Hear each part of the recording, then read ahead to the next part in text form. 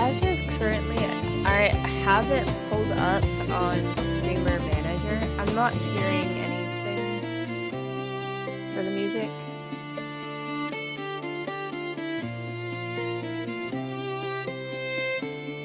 Let's see if it comes up with the channel. Okay, yeah, there we go.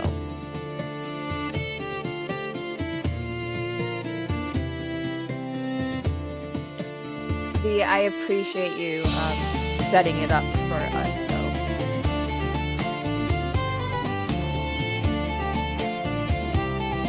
These rations and hydrations of guidance to all of the adventurers from Broomball, guys. Nice. Thanks, Broomball. We appreciate you.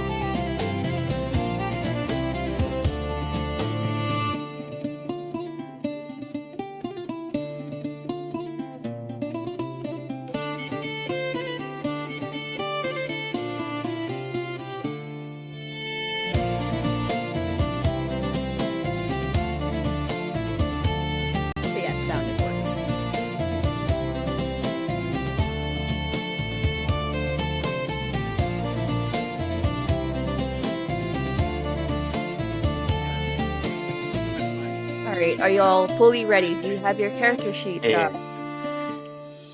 We are level 1, yes? Aye. Yeah. Alrighty. Alright, cameraman. Let's switch it over. There was nothing I wanted.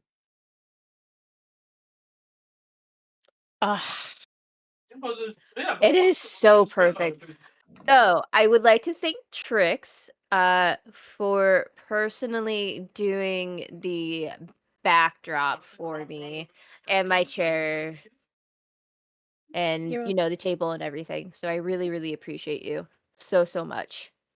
You're welcome. It was so much fun working on this with you. But next session, we'll actually get to show off the new DM screen that Trix has been putting together for me as well. Yeah. And it's almost done. I just need people to send me stuff to finish it off. So, I figured we would start off tonight's session with the theme song that I had made for you guys, and I really hope you enjoy it. Okay, I'm ready. You said we were going to join another win or lose.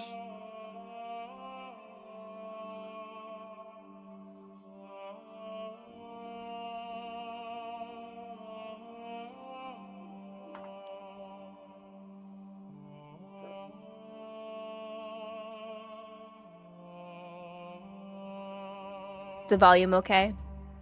It's perfect. Say so.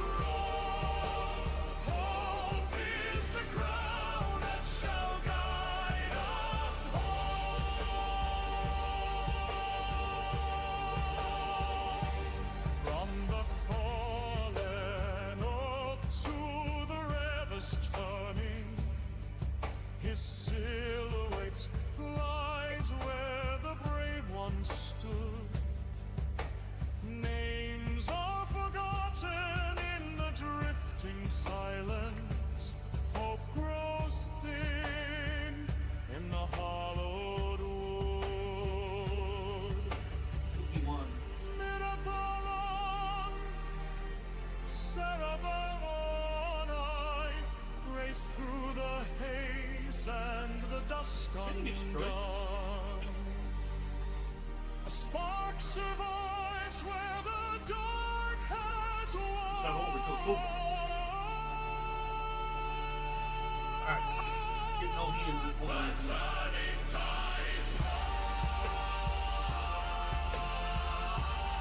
I didn't even know what role I was. That's what I was pretty much doing. I was like, yeah.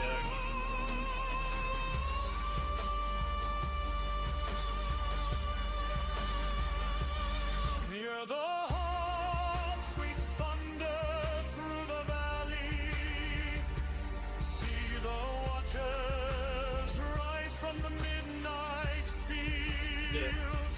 Even should the veil of the gray man gather, Aldermoor's courage Oh, there's is two challengers on the middle team. Crazy.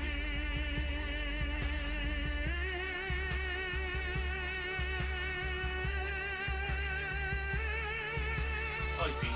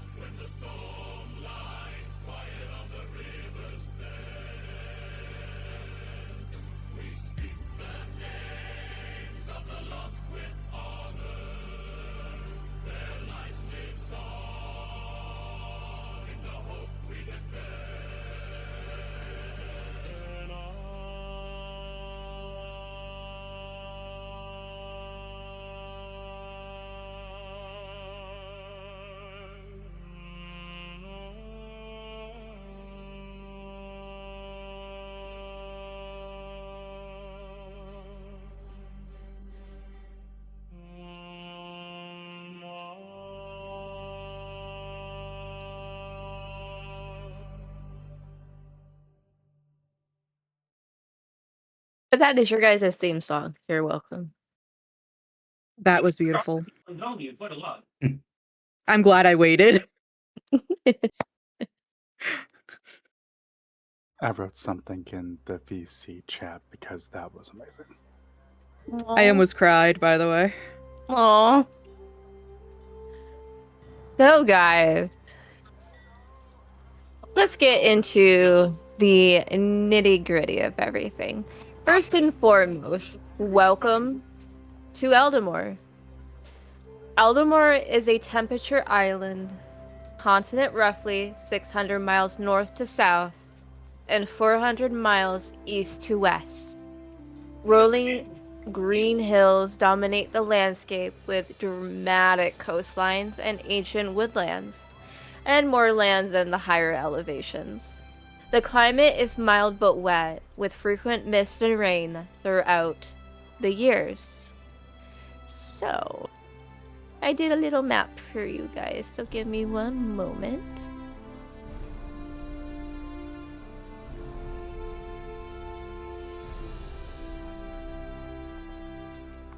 Okay, let me back up and take this beauty in. There we go. Hi, Fox. Welcome in. Hello, Fox. I figured before we decide to take our delve into a smaller town of Raven's Hollow, I'm gonna have you each introduce your characters. And I think the first person I'll have start is you, Jinx. Fun.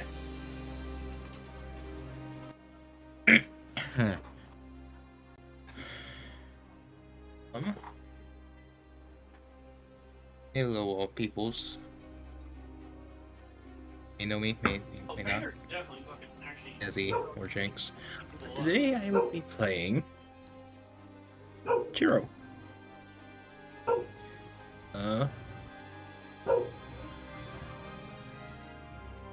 They are a Zotsa, or however you pronounce that, aka a Batfolk. And currently they're just here for the vibes. All right. Let's jump to Let's jump to you, Manny. Let's go. Hi, my character I'm going to be playing is Polaris Soul, the third son born into the House of Soul, and him being a noble may be one thing, but he gets down and dirty with his hands, if you catch my drift. But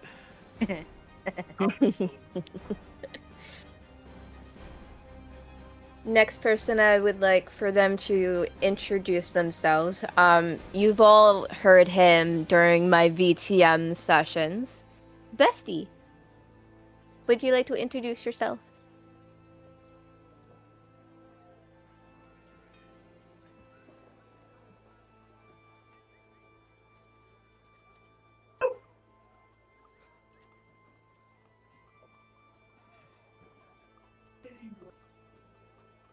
Sorry, did you need something? I was gonna have you introduce yourself.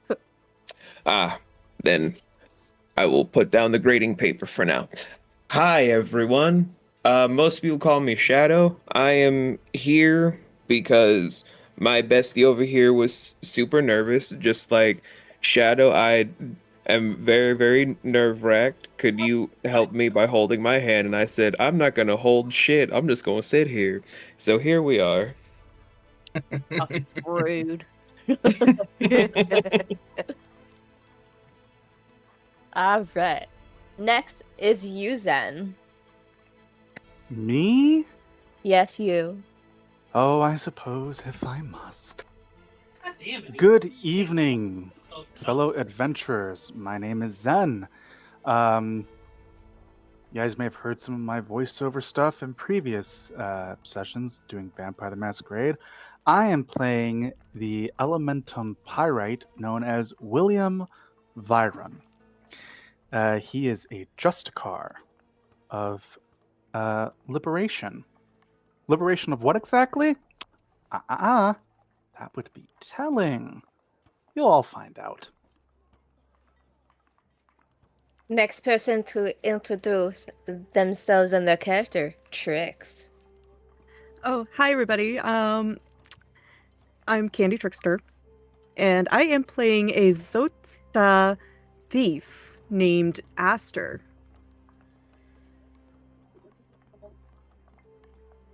Fuck off. Kara's here for moral support. Ah, yes. Hi. Jay, would you please introduce yourself and the characters that you'll be playing in the beginning, at least? Why, hello there. Typically I get called the Hyperina on things. And I will be voicing my character from another campaign called Bellow. And I may be voicing other people along the way. You'll have to see. You may never know. And then, obviously, we also have my cameraman, Zimbom. He has so graciously been able to, do things behind the scene for us. Hey, Z, say hi. I gave him snacks. You have the best place. He's joking. He's You have joking. Everyone, get TVs. back in the fucking basement. He's joking. Everyone, he's joking. Sir, you have a TV down there. Okay, I want it to be put on the record. Everyone, we talked about this. Full meals. He can't keep subsisting off of snacks. He can't keep subsisting off of Cheez-Its. Look, I gave him beef Wellington yesterday. He could shut up. Did you? Did you really? Cheerios. How dare you? I've been Still curious. I've been making Portuguese cuisines for him. All right. Oh. So, I'm going to be switching the map one last time.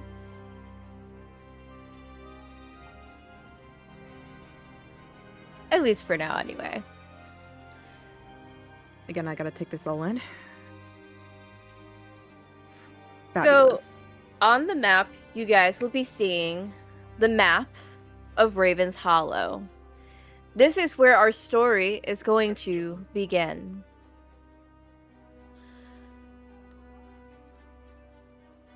Let's see, do I want to change the music? Yeah, I think I'll change the music. Let's go to this.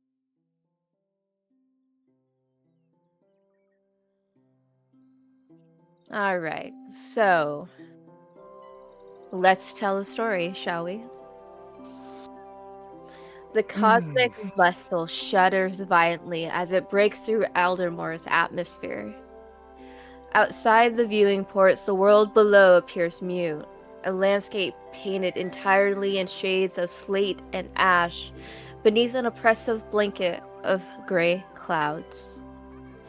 Something's wrong with the resonance field, someone might notice as the ship's ruins flicker erratically.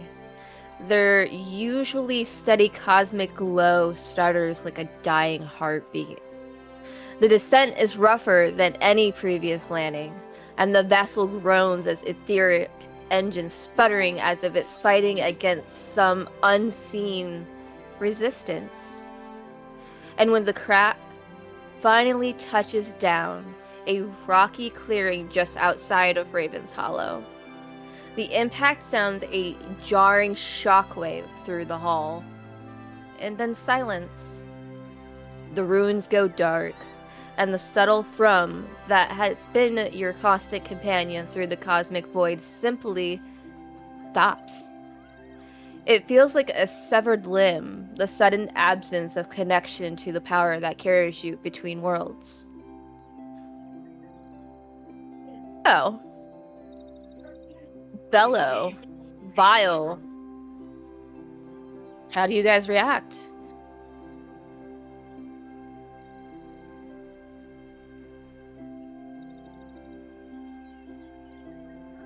Honestly, after all these years on the job, Vile senses this, lets out just a very long sigh,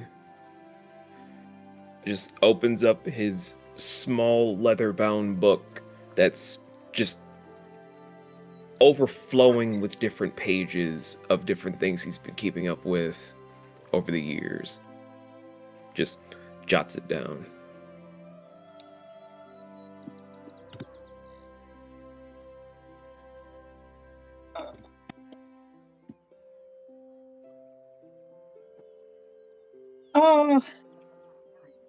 Bello just sighs and shakes his head. He's tired of all this.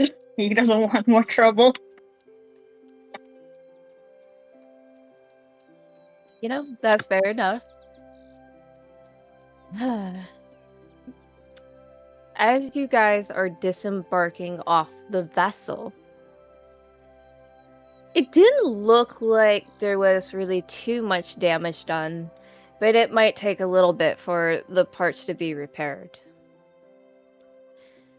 As Bello and Vile and those that are with them, including Dees, the air tastes different here. Thick with mineral dust and something else.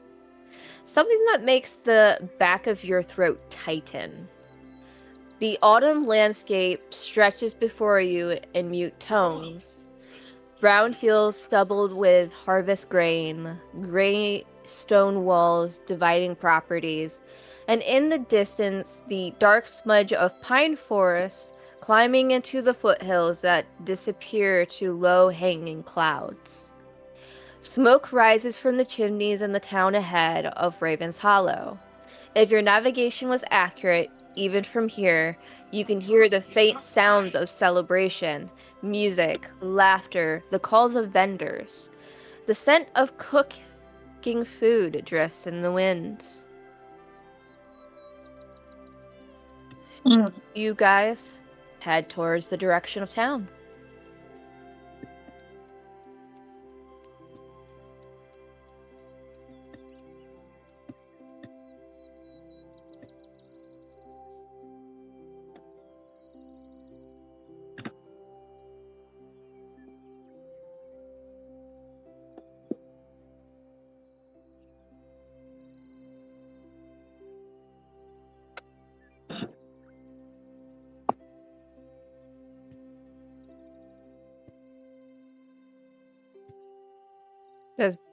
Do the Wavemakers head into town?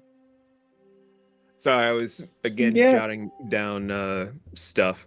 The moment On.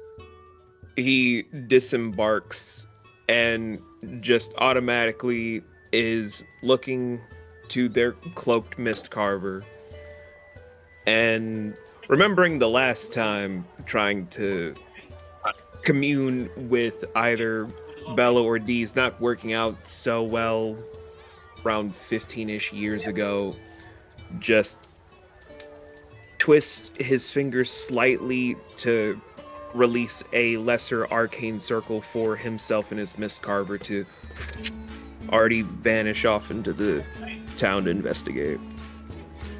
Of course he does. I expect nothing less. I expect nothing less from this man. What does Bill do? He's just gonna fly to town. Cause he watched Wild disappear, he's like, oh, yep, good, of course. We're still not friends. We still have issues. One day that will be fixed, but not today. Today's not that day, guys. No, not today. Not today. Maybe one day in the future. I mean, they do have a long lifespan now. Yeah. But for now, he's just gonna fly there. So as you guys are coming into town, you'll notice that outside of the town, you see carved wooden ravens on posts marking property boundaries. You'll notice that stone walls are constructed from thin slate pieces stacked with expert precision. Gray dust coating everything, the legacy of the town's primary industry. The festival sprawls across Ravens Hollow Center Square, a modest but vibrant affair that transforms the normal dour quarry town. The sights that you see are of patchwork awnings and faded colors fluttered over vendor stalls. Children are racing along the cobblestones, pulling wooden ravens on strings. Miners in dust-stained clothes mingling with brightly dressed caravan traders. A wooden stage hosts musicians tuning their instruments. The scrapes of fiddles warming up, the rhythmic clang from a blacksmith demonstration, vendors calling their wares, laughter and conversation creating a warm buzz of humanity.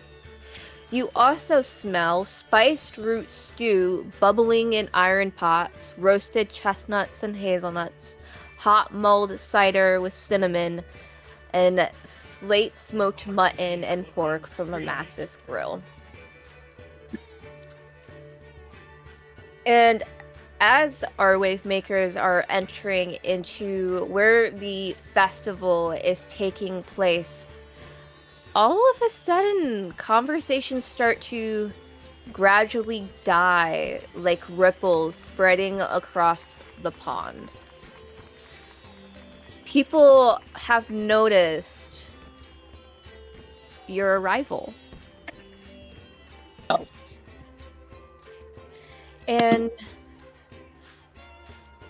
as this is happening, there's a lot of people whispering, and you hear a mother pulling her child closer, whispering warnings to them like, stay away. Young people are leaning forward with excitement and curiosity, and older folks exchange meaningful glances as if maybe they recognize something. And you also may have ended up hearing a vendor drop a jug and it shattered on the cobblestones. Question: are any of the rest of us with the two of them, or are we separate in town? You guys are separate out of in the town area right now. You guys haven't made a notice of the Wavemakers yet. All right. No. Essie, no.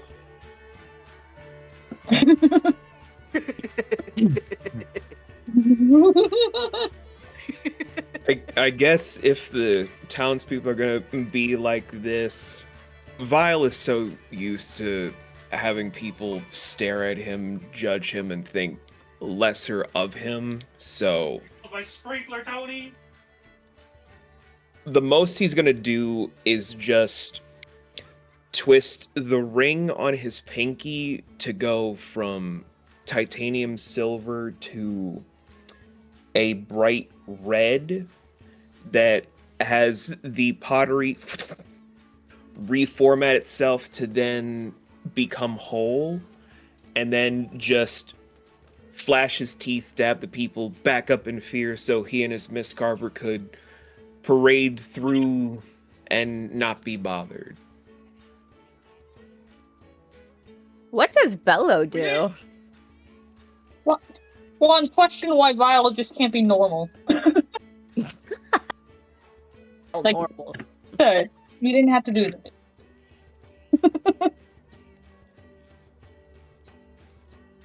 Hey, not too far But, away. Your sister's not too far behind. oh, wonderful. Yes. I made sure that everybody who I decided to have as our Wavemaker show have all of their miscarvers with them. So, Yep, which means Corey's here. That means the one military man that Bello actually cares about is here. yep. Surprise. Not surprised, you didn't know him. Oh, They snuck on. Let's be honest. It would be something that Corey would do.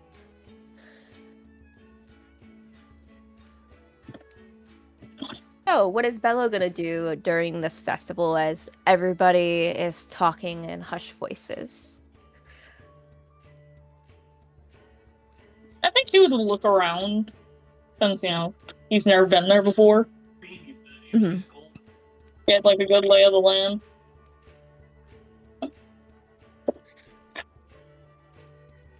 We'll be right back with our wonderful Wavemakers. We're gonna shift our scene to our new players of Wavemaker. Then, what is your character doing currently during this festival? You're asking in regards to William? Yeah? What is William doing?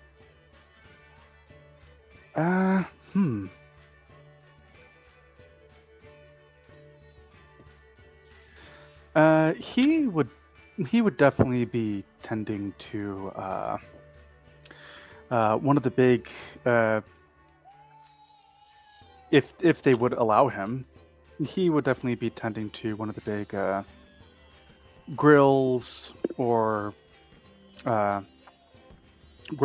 pots or stoves, basically making sure things don't get burnt and trying to keep the fire under control. Basically just keeping his hands busy and trying to contribute. As they, when in Rome, do as the Romans do. Trix, what is Aster doing right now?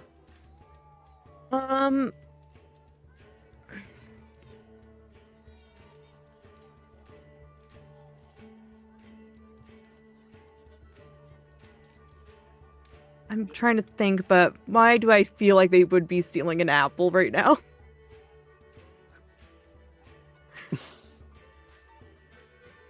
Just because they're hungry. The funny thing is that whoever this is, if they would meet William, he would give them some food. That's exactly what you guys are gonna be doing. Trix, you are stealing an apple from William's vendors. If permitted, because kind of the way that you're describing it, Trix, it kind of sounds like they're trolling. It kind of sounds like they're not exactly trying to be subtle about it. No, they are. They are trying to be subtle about it. Okay, so in that instance, Zen, I need you to roll an observation. First roll of a new campaign. Here we go. Okay, She steals power of anyone she touches, so she can't. Okay, so I get a +3 to that. I have no idea on that one. Let's see. That is 17. 17. Okay, and Trix, can you roll me trickery, please? Tricks, roll, and trickery. It would be brain processing a 17. A 17 and a 17.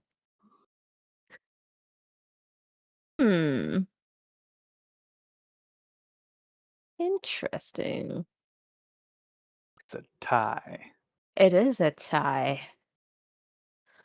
I'm gonna have fun with this. You both of you lock eyes with one another as Trix is placing their hand on top of the apple, and you were in the middle of trying to finish one of the foods on the grill. I see this and I don't look upset. I don't look angry. I literally just roll my eyes and give kind of like a half smile, and he says, "Land's sakes. If you wanted some food, you could just simply ask. You look a little bit also a wee bit skinny around there. Are those ribs I see peeking out from your chest? I doubt an apple's gonna be suiting you right." She just like she looks more flustered that she got caught. And they feel like and they're like and they just shut down a bit and then nod their head like they are pretty hungry. He laughs a bit. All right then, here. And he kicks a stool out to where they can like sit in that little area between like the stall and the grill. And William is definitely one of those people that he's not gonna serve him a skimpy plate. So it's like there's mutton, there's a small little bowl of the stew. If I remember correctly, was there something resembling ribs as well, or did I mishear that? There's a bunch of different foods, so All Yeah, I needed to hear. and Aster being a particular type of bat, they would be eating insects and fruit, just mainly fruit. And some protein. And he takes the apple that they initially were going to yoink. He slices it and want to make sure that I'm doing this correctly. With me being a pyrite, I am not always on fire. I can basically conjure the fire essentially at will, but it's more like an internal thing. I more or less pass for a regular human until otherwise shown. All I needed to hear. Well, a regular apple is nice. I use the flame to cook the apple a bit in its own juices, kind of making it a bit of like a heated, sort of like steamed apple. And I heat up both slices, and I put that on the plate as well, and I You know what? I'm gonna play that. set it right in front of them with a fork and a knife. They just look up at you in awe and be like, "Thank you." You're welcome. Don't just sit there getting all misty-eyed on me. Eat. And he goes back to tending the grill. I'm just getting this impression that she's kind of like, "Are you real?" Well, right now we don't know where they don't know where Granny is. It's fine. I'm just picturing like this grand character, like, "Where are they?" And she's like, "They're right there." And she just like raises her hand, like, like mouthful of food. It's just like, what?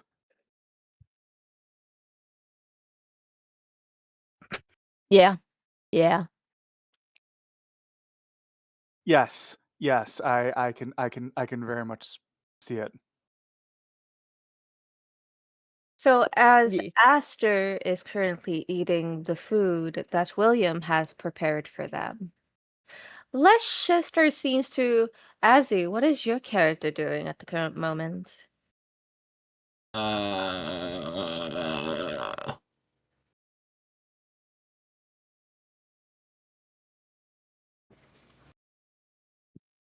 Oh, I only had so much room to work with. Thanks, Urian.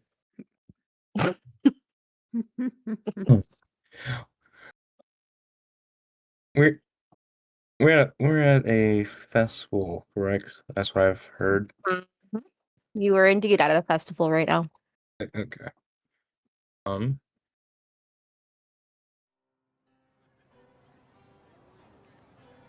Hero, a most likely are sitting somewhere where there's less noise.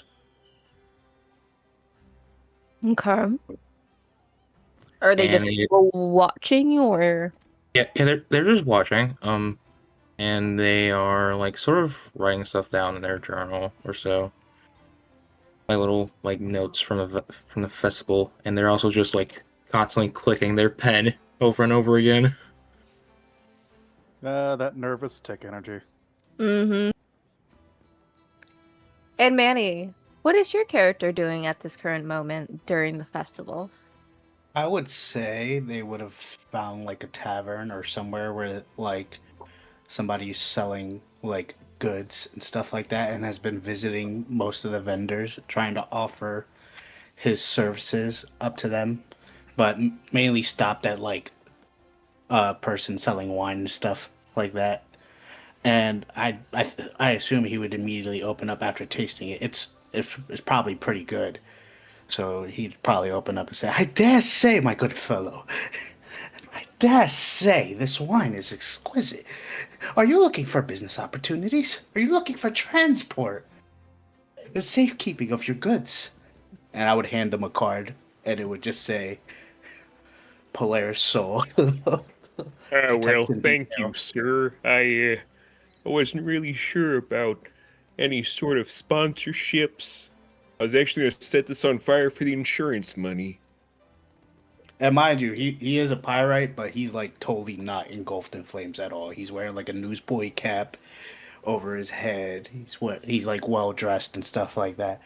Well, if you're ever looking for services to transport your goods anywhere else, just know I'm your guy. Well, thank you so much, young man. I'll pass it on to the rest of the people at the vineyard, and we'll get back to you if they haven't already started the arson job for the insurance money. He hears arson and like a little like tick in his brain is just like burn. And he's just like, well, I must be off elsewhere. You have a good day, indubitably. Have a good day. You just too, scampers young off. man.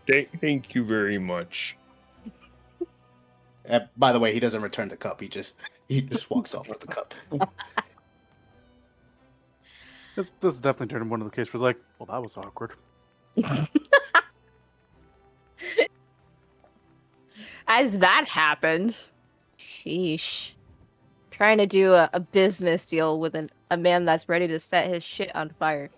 Anyway, as this is all happening in the background, there are some quarry workers that end up approaching the Wavemakers. About 12 of them, per se. Their faces are gray with embedded stone dust, a permanent mark of their trade. Callous hands rest on belt knives, not threateningly, but warily. The lead worker, Darvin, who is about in his mid-40s, would ask, "Where you lot from, then? That wasn't no caravan we saw landing in Grimsfield." And you guys feel an initial tension that is palpable. How do you guys respond to how the workers are suspicious? They're not hostile, but they're merely protective of their own town.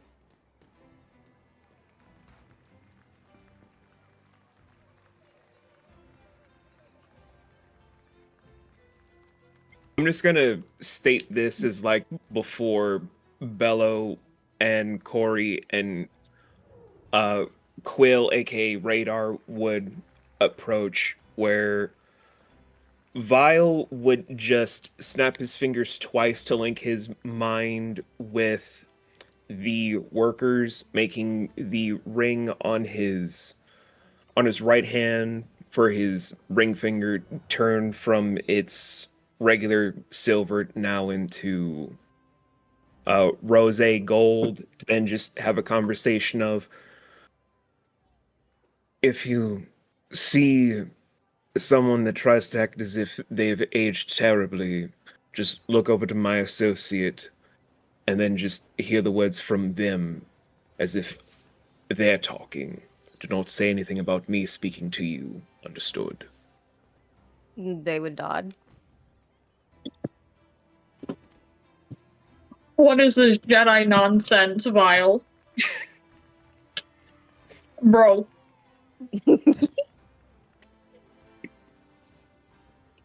I'm telling you, Vile's gonna become a Sith Lord. Does Star Wars exist? Is it in the books? Please tell me it does. I don't know. At the rate that we're going with this, it kind of seems like a possibility. They got episode 1 through 4? Anyway. As I continue shoving food in my mouth, damn. Nice. I do deeply apologize for our abrupt arrival.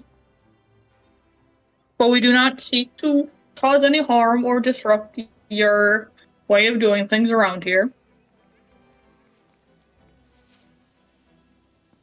We just need repairs to our ship.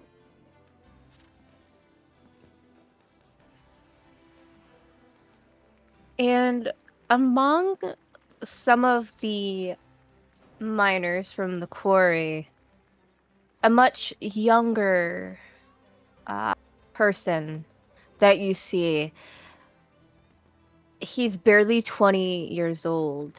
He has a very keen eye. And he steps forward and he sees the symbols or markings visible on your guys' clothes. And his voice is filled with wonder. Marker's breath. Those markings. I've seen drawing of those in my grand's old book. You're Wavemakers, aren't you? The ones from the stories? And then all of a sudden the crowd shifts from being suspicious to wonder. And then you guys start hearing this rippling effect throughout the town of Wavemakers? Like in the old tales. My grandfather swore they were real. They returned when darkness comes, so the stories say. How do you guys react?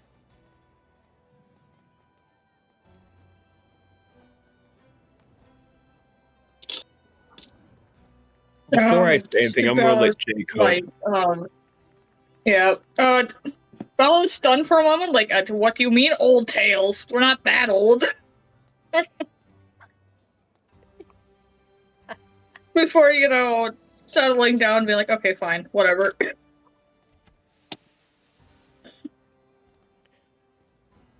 So, Whatever keeps the people happy. So, at least where Vile is concerned, the people don't know this, but he's already been around the globe in secret, watching and trying to study all of the problems that this era is going to have a lot of time to fix because of the polarity event occurring so many years ago at this point. So, hearing people say about a prophecy, he just kind of nods once about hearing this, where in the back of his mind he's just like, these people keep believing in prophecy. Even most people in other parts, how backwards all the people in the Topaz Sea if they still believe in prophecies. My fucking gods. But he's just nodding politely. I expect nothing less. And eventually, the crowd tends to part ways as an elderly man approaches. His name is Old Kraggins. He is 73 years old, with a face like a weathered granite, and eyes that have seen too much. He leans on a cane carved from a single piece of slate. Its surface worn smooth, but decades of use. And when he sees the Wavemakers, his eyes widen. Deep wrinkles form as his weathered face show genuine shock. And his voice barely above a whisper, but carried a sudden quiet. My grandfather said you returned when the darkness came. Used to tell me stories when I was just a boy working my first quarry shift. And he pauses, his gaze moving past them towards the gray mountains in the distance. Old Kragan then proceeds to state, looks like he was right on both accounts. The ominous implications hang in the air before the party can fully maybe question him when he waves them forward. Come, festival's no place for such talk. There'll be time enough after the dancing and the drinking.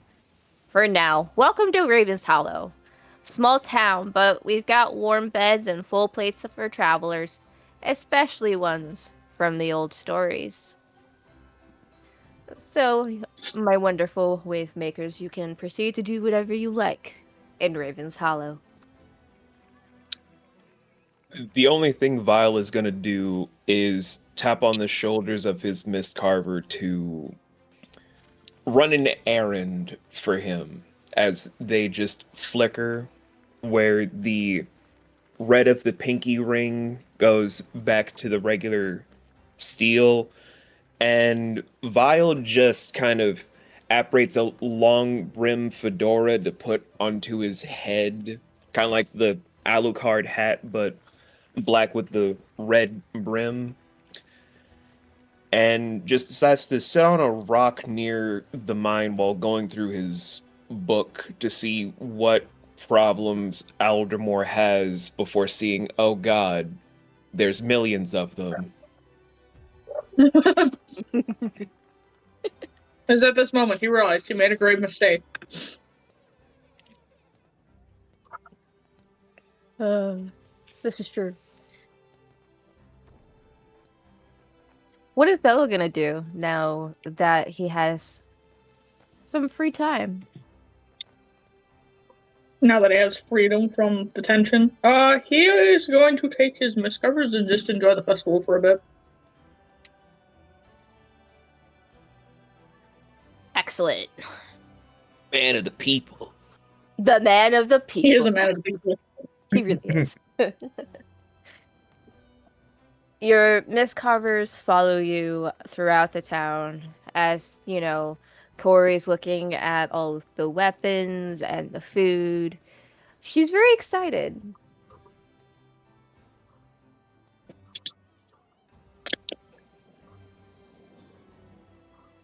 But let's turn our attention to our newbies, shall we? What is everybody's current thought of the festival thus far?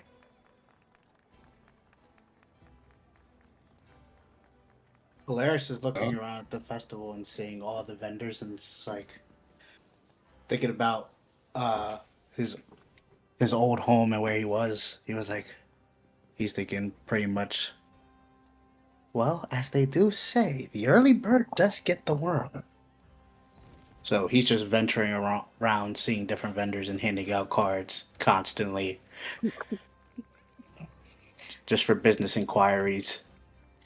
You get a business card. You get a business card. I don't like you. You don't get one. You get a business card. Yeah. To the point where he's gonna have to visit like somebody who laminates business cards and make more business cards. And he still has the wine glass from the other guy. Really wondering how he's gonna how he's gonna waste all that wine to burn down a building, but he's just doing that the whole time. And I assumed he probably heard like something about the wave carvers, and he's probably too young to know about them. So The Wave carvers. the wave makers and the wave makers. See, this is how this is how. Listen. They don't know. They're part of the younger generation. They think it's all the same thing. Like that's how they're gonna diversify their brain set forward of like, yes, the wave carvers. Yeah, like what those old people say, right? Yeah, exactly. Like he's saying, they're like, pish posh. This guy pays attention to business class. When it comes to anything else, he's like, what? He didn't pay attention to business class. They had him on the road. That was his siblings, okay? Each one of them had a job, and his job was to just do the grunt work.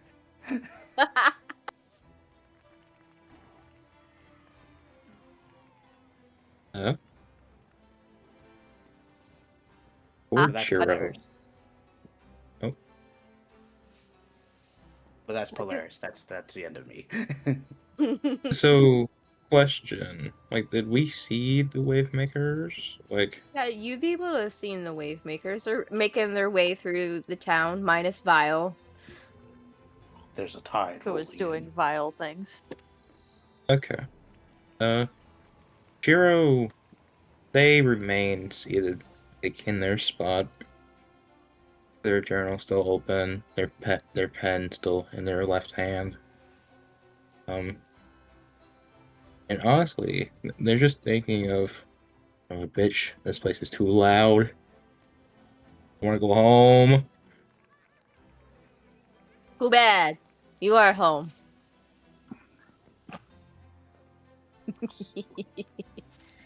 What about they're also after Azzy finishes their thing? Yeah. They're also thinking of what the fuck? What's a Wavemaker? And what's so big about him? I don't know. You could always ask Bello questions. He's walking around. He's the man of the people. When you get sight of him. I'm done with that.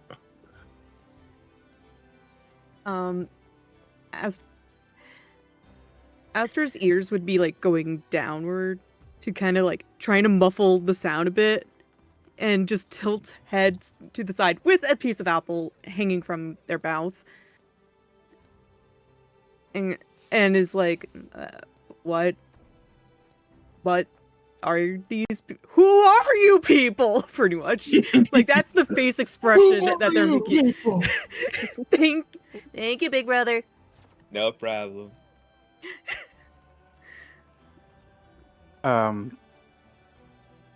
Because everything's also still bright with the glasses.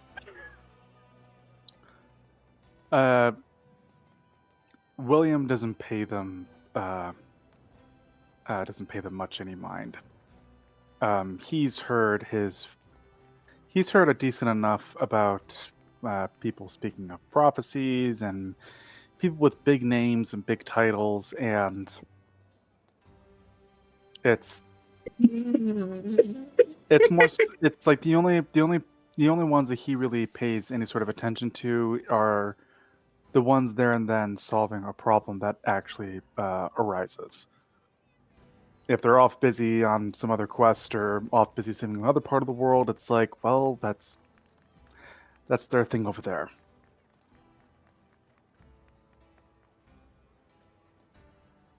Does any of my newbies want to interact with Bellovac as he's making his way around town?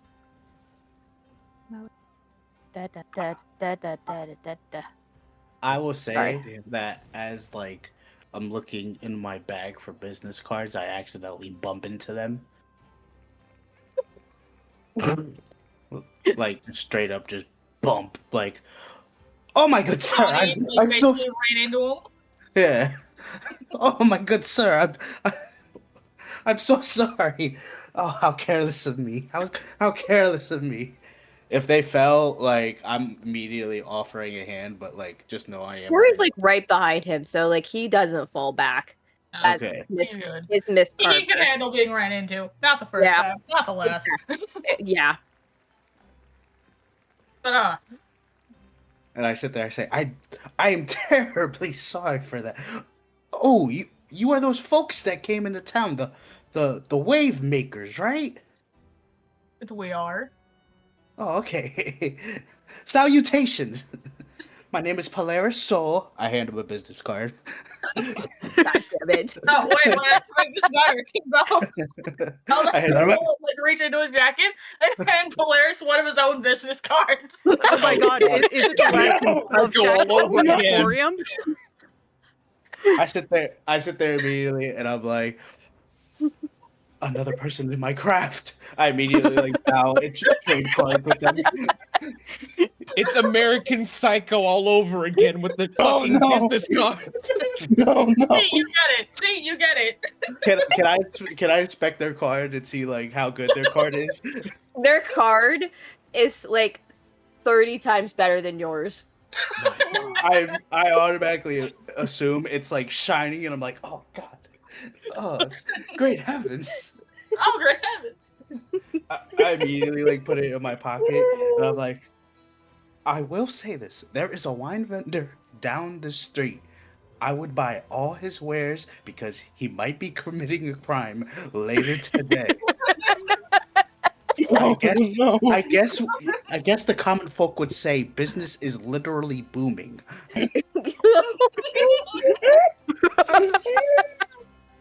Okay, I gotta be careful from inhaling, my god. Bello just sees Quill look over to him, just like, what is he talking about? What is this? Bella's just gonna like shrug, like I don't know. I do say he might be offering these wine barrels for dirt cheap. Just be aware. That is worse. But by the way, do I know anything actually about the Wavemakers? Make a history check. I'm sorry, Ash, that's your job. I'm so used to it. I love you, bestie. It's like, wait, this is my I'm so used to being the scribe. He just took over. All right, so Big brother, come over here, sit down. Here is a pillow. You're taking a break. You're doing voice acting. What is your roll? So it's a D10, right? It's a D20. D20. Okay, we're still doing D20s. So let's go. Yeah, it's still a D20 system. Fuck!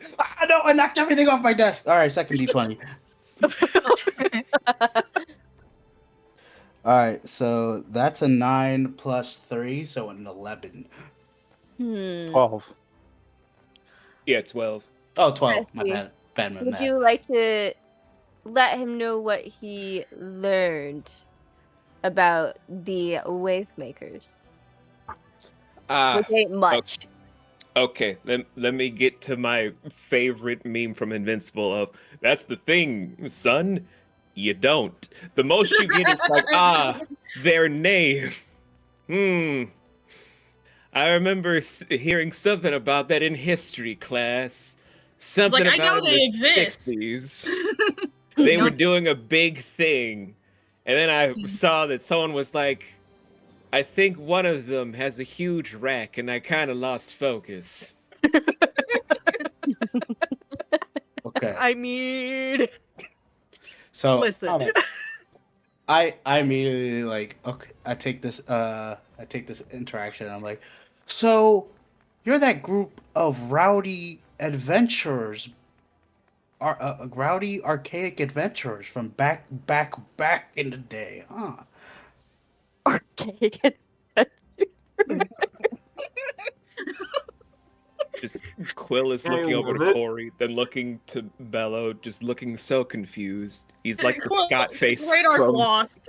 Radar's like, why am I here? Why was I put on this planet for? Who is this kid who's talking to us? Corey just kind of shrugs, like, I don't know. Like, bro, I don't know.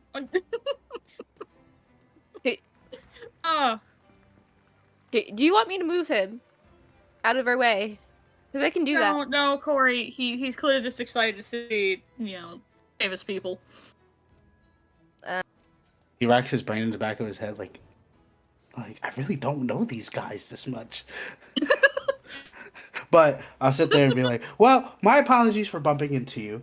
That was very, very unlike me. You guys have a wonderful day at this festival. Mind you, remember about the wine. And I just scamper off. Oh, God. What's this kid's obsession with wine? I don't know. I don't understand either. That guy's gonna burn down his business. Why didn't he start off with that? That would have been nice to know right away. Seems a little weird. I will be right back, though. I will summon. Okay. Alright, googly moogly. Anyway, I think food sounds really good. We should go get some food. Oh, yeah, let's go. Let's go see what they have for regional things. Yeah. Which then, at that point, Wavemaker Bello and his Miss Carvers are making their way towards William's stand.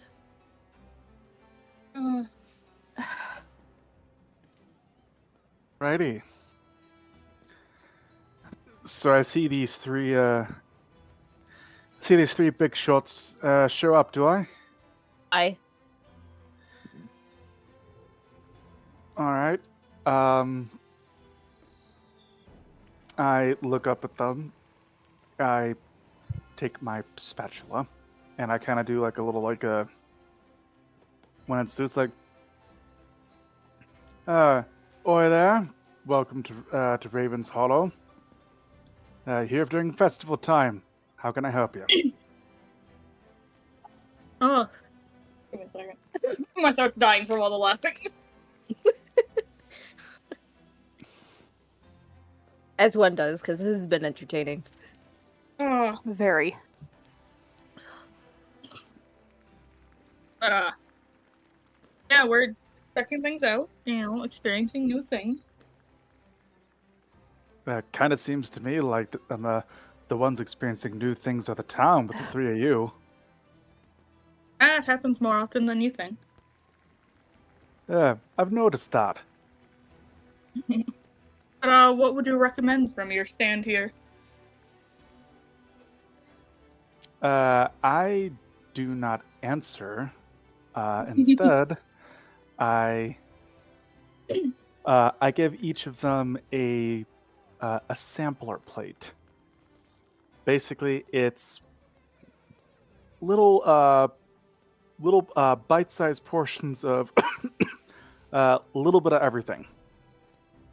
So a little bit of the chopped mutton, a little bit of the stew, some of the roasted vegetables, and some of the sliced fresh produce, including the apples. And it's like a little bit of everything. and you tell me what suits your fancy.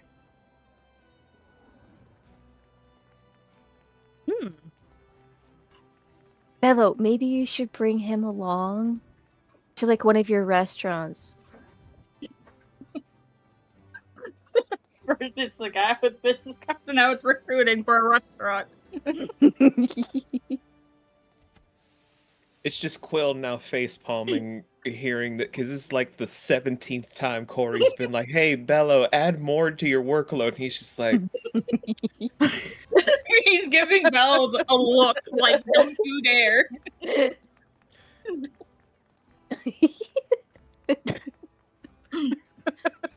It's Corey. Let's be honest. She's She will learning a do lot this. of things. Accurate. Look, I add had the something? meme. It was right fucking there.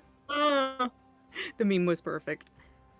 I would say Aster is looking at Corey and then looking at Bello and then looking back at Corey and saying, "You're a pretty lady," and "You're very handsome." Oh. Thank you. She's so shy that she just gives out compliments because she doesn't know what to say. They don't know what to say. I'm just picturing them giving those like adorable like big baby bat eyes and like tucking themselves into their hood as they like nom on a piece of fruit. They don't have a hood, actually. That is all floof. It's all floof. They're trying to become one with the floof. They're hiding their face in the floof. That's the spat who has the hood.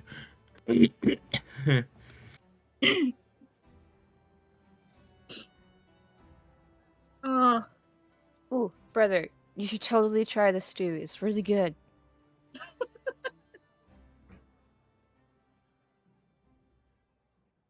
As I continue dying, Jesus. So I'm going to take a bit of a wager of a guess that what brings the three of you here to Raven's Hollow isn't exactly the festival itself. More like circumstances blew you in here on the wind. Just a few repairs need to be done. We'll be on our way. As one does. I mean, we did also hear about that one report. This is true. And what one report might that be? Corey would look to her brother like, should we tell them? I'm kind of surprised they don't know about it already. I don't think it'd be a good idea to tell random strangers. But we learned nothing. I mean, it's not like 47 years, and Corey's still just like, should we say more, even though we've already said a lot? Good to see things. Look, Corey's never changing. Nope. Corey's like, hey, so I know that we're not saying we're supposed to talk about this, but like, can we talk about it? I would see this exchange happening right in front of me, and you guys can practically hear William's eyes rolling in his head as he continues tending to the grill and talking to them. If you lot are trying your best to keep this here a secret, you're doing an awful piss poor job at it. And don't get me wrong, I'm not one for skulking about in the shadows myself, but trying to discuss something secret right in front of someone that's a stranger don't exactly seem productive, if you know what I mean. Well, That's she's just still that- learning. What? You gotta learn to keep secrets. Would you believe that she was found digging through the dirt 47 years ago? Don't remind me, okay? That was some bullshit time. Well, I think just about everybody, at least once in their life, has gone through such a time, lass. I wouldn't worry too much about it. In any case, what's this one all about to report? What's going on here in Raven's Hollow that's got the three of you here? If it was just simply a matter of repairs. and surely you would have already gotten the repairs done about yourself. So come on, you may as well come out with it. Instead of saying anything, Bello is going to shove the mouthful of stew in his mouth. And Radar is going to use an auto-crit of deception to just talk about we're launching a brand new branch of the Love Shack International in this part of the continent. For the owner right here shoving his face with your stew.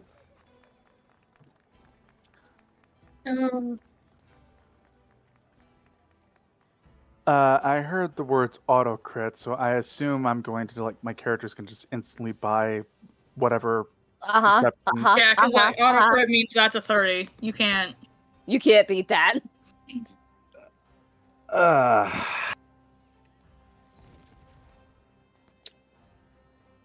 He's gotten so used to lying for Bello, he had to up his lying game. Somebody out of the two of them needs to be able to deceive things. And it sure as hell ain't gonna be Bello, I'm sorry. And sure as shit it'll be Corey. Look, Bello and Corey. Neither one of them can lie to save their lives. Especially Corey. Corey genetically cannot. Yeah, we made it quite literally canon. No lie in campaign wide. Corey cannot lie. Every other stat can be maxed out, except deceiving. Okay.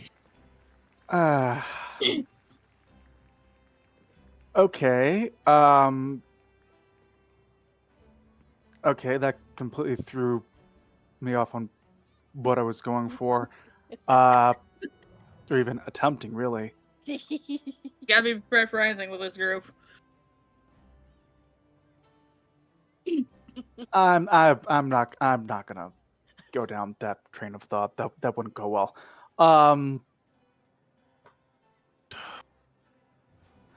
Okay.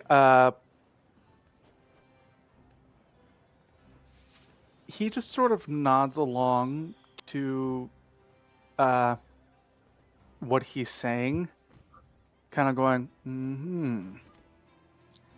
but he clearly doesn't.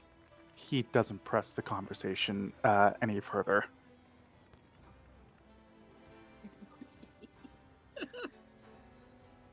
Like it's pretty clear to him that whether by him or their own missteps, he's apparently touched on something that's meant to be hush hush. So if they don't want to talk about it, He's like, Yeah. okay, we're backing up now.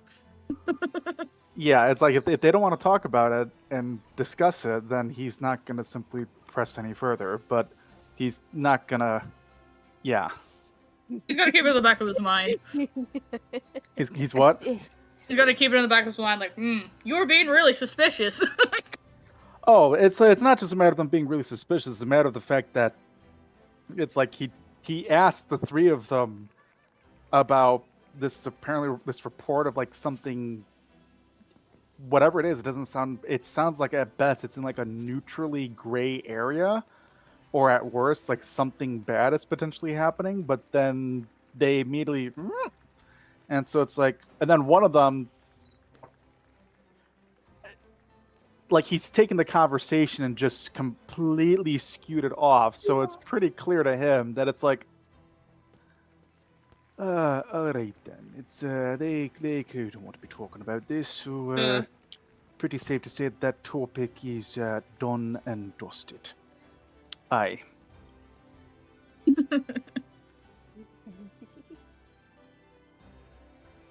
So, as that is happening about, an NPC that you guys haven't met yet. Her name is Morwyn. She has long, dark black hair, but at the end of it, it is a bright red. She has golden hazel eyes, very pale skin, freckles across the bridge of her nose. She is walking around the town of Raven's Hollow, making sure that everybody has been taken care of, or at least not needing any assistance at the current moment. To you guys, she looks human. But I guess those who want to know what she really is will have to talk to her.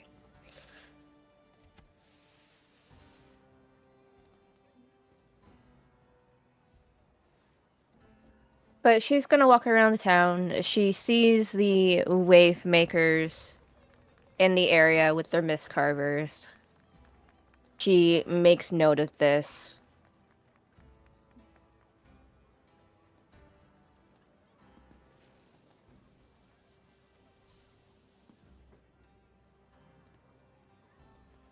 I'm not engaging this time. I learned my last lesson. I mean, that was your own fault for running into the Wavemaker Bellow. That's your own damn fault. No, do it again. It needs to happen. In my particular case, I'm still tending to the grill, and I can tell the three people in front of me, I imagine they're taking a bit more of a care and caution of actually talking quietly amongst themselves. So, yeah, he's basically just tending to the grill and any other potential customers that come up. Eventually, things start to slow down for you, William. And one of your co-workers come to relieve you so that you can go and proceed and enjoy the festival. I give them a respectful nod. I hand them the spatula and the skewering fork, and I go around. To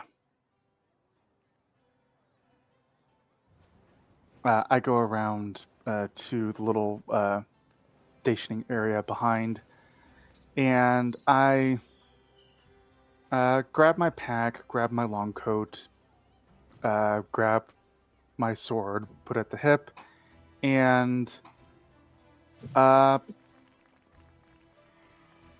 I'm going to take a stroll about the festival, but I'm going to make it a point of giving a wide berth to the Wavemakers.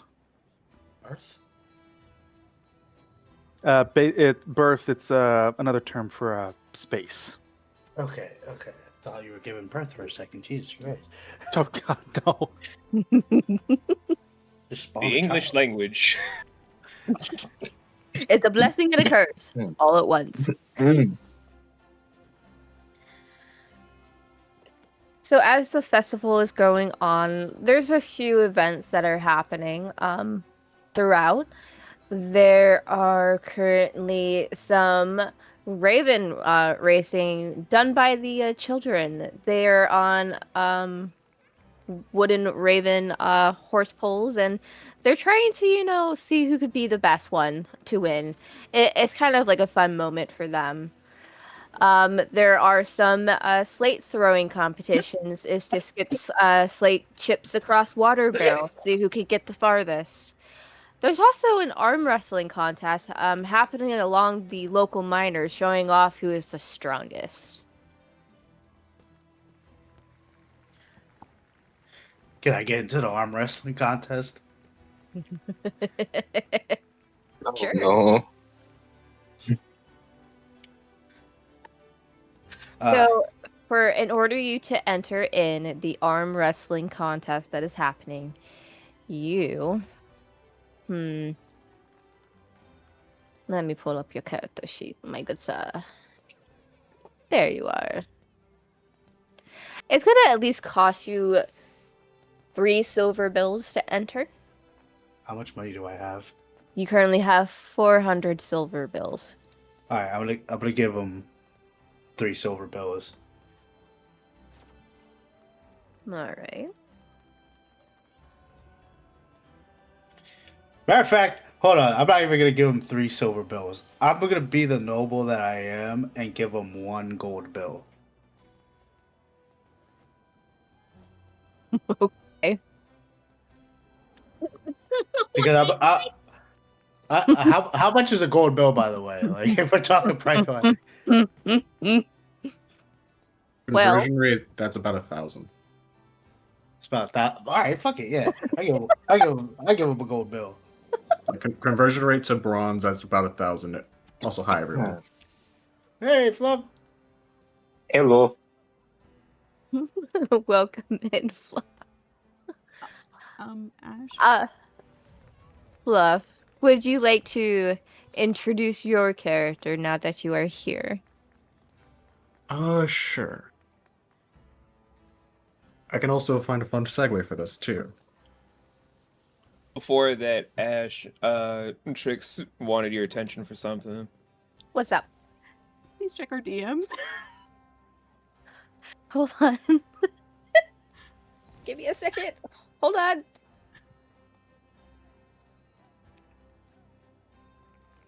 Well, shit. Hold on.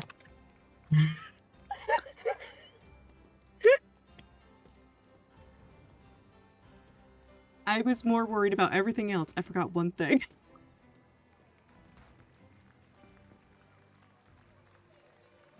I was like, gotta stop sucking in. My mouth is so dry.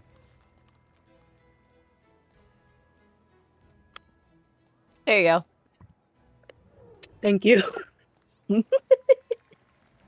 Yeah, I guess as I hand the gold bill, I sit there and I say,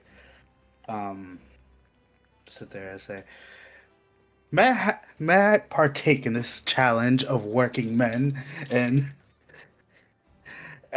you bill are- makers? As you are saying this, you think this person is a male, but nay. It's a female. A female. Well, I thought working men is like gender neutral. All right, I'm sorry. Like, you know what? You know what? I sit there. I'm like, oh.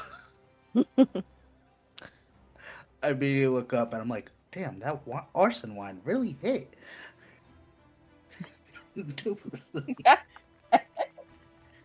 I'm terribly sorry for the mistake. Because she saw how much you placed down to join into this arm wrestling contest. And she's been one of the ones that no one has been able to beat. Oh, shit. So, is she like 6 foot some shit, big as hell? So, you see this female, which how to describe her? She is 6'3". She is very muscular. She is of the species Ushum. She's also a berserker, so Ted Pats. I sit there, I'm like, ooh. I'm scratching my head, but I'm a man of my word. I already gave her my money. Well, I put my arm on the barrel. I'm like, put it there. All right. So, for you, Polaris, I need you to roll a strength saving throw. Okay, I roll that. I'm trained in that, so like. Strength You roll with saving throw. advantage. You roll with advantage. Oh, here we fucking go. Come on, buddy. Come on, buddy. She's only 6 foot some shit. Oh god, size means nothing. And ripped to the gods. Come on, dice roller. I don't even need an advantage. That's a nat 20. Plus 6? Plus 5. I think it's a 6. You on character? Oh no, that's athletics. Hold on, strength. Well, Strength yeah. saving throw is up at the top, next Right. to your talents. Yeah, It's so plus that's 6. 6. Yeah, so that's So 26. 26. Mm-hmm. I also rolled a nat 20, my dear friend. Oh no. You're screwed. I don't think I'm screwed. I think we're both like there. I felt like I gave her a challenge. Oh, but Wait here's for the. it. Oh, but my dear good fellow, you rolled a 26. She rolled a 30, motherfucker. Fuck. I'll go ahead and repeat myself. You're screwed. She kind of gives you like, she's eyeing you up and down. She allows you to like try to move her hand just even a little bit Oh. before she slams your hand right through the barrel. Not all. She She gave him a false sense of hope and then just pile drived it into him and through the barrel.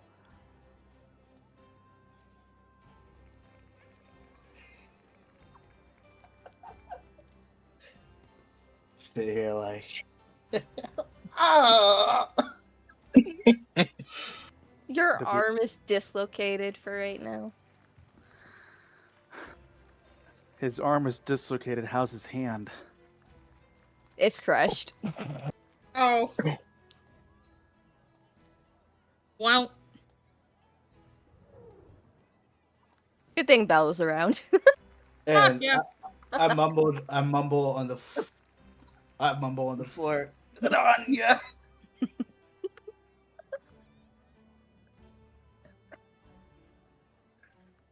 Well, at least you put up a fight, unlike these other pussies. Allegedly. As I'm like Yamcha'd in a crater with barrel parts around me. Yeah, that's oof. Very much so. And we didn't forget about you, Fluff. Hold on. Take a time.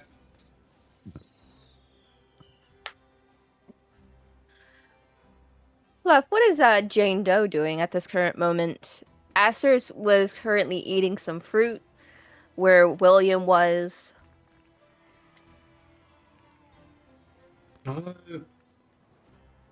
William's he's just strolling about the festival, seeing if maybe anything catches his eye.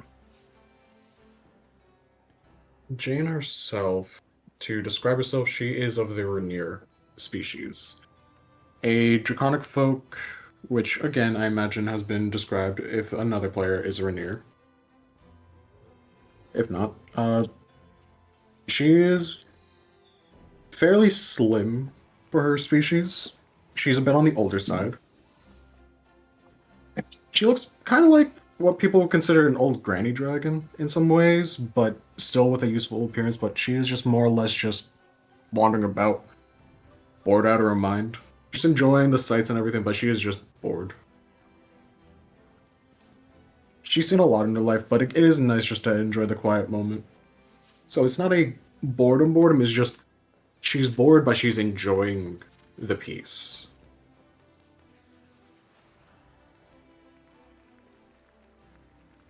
Aster, did you try to go find Jane Doe? Yes, after Aster was done eating, they because they are in fact very short. Because I believe I made them 5 foot even.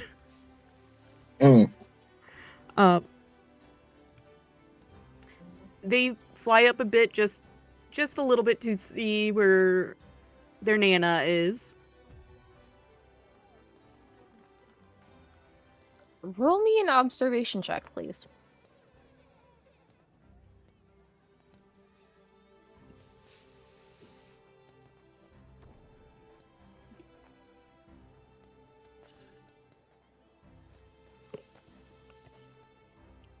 Oh, I am trading that.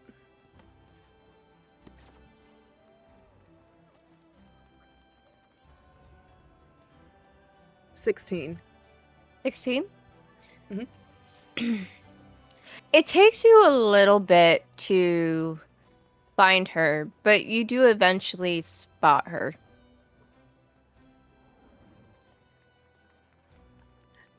Fly over to her, and I'm like, Nana, where were you? Little apple, there you are. I got a little lost.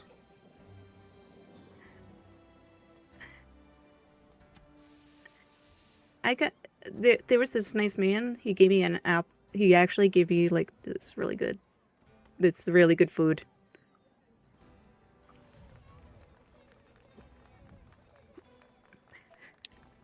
And they just like kind of curl themselves next to to Jane Doe. Like, everything is so loud here. Yeah, it is, child. As again, Jane is like maybe close to like 5'11", so she just gently head pats you, pulls you in for just enough to gently cover your ears a little bit under her arms, so it muffles the sound just very minuscule. Because again, you are of a Batfolk origin. It is okay. Thank you, Nana. Have you been having fun? Have you made friends? I kind of made a friend with the man that gave me the apples. I didn't get his name though. Do you want to go find him, child? Yes. Okay, let's go find this nice person. That way you can thank them proper again. Just walks over crater with person inside of it. Oh dear. That person looked like they had too much fun.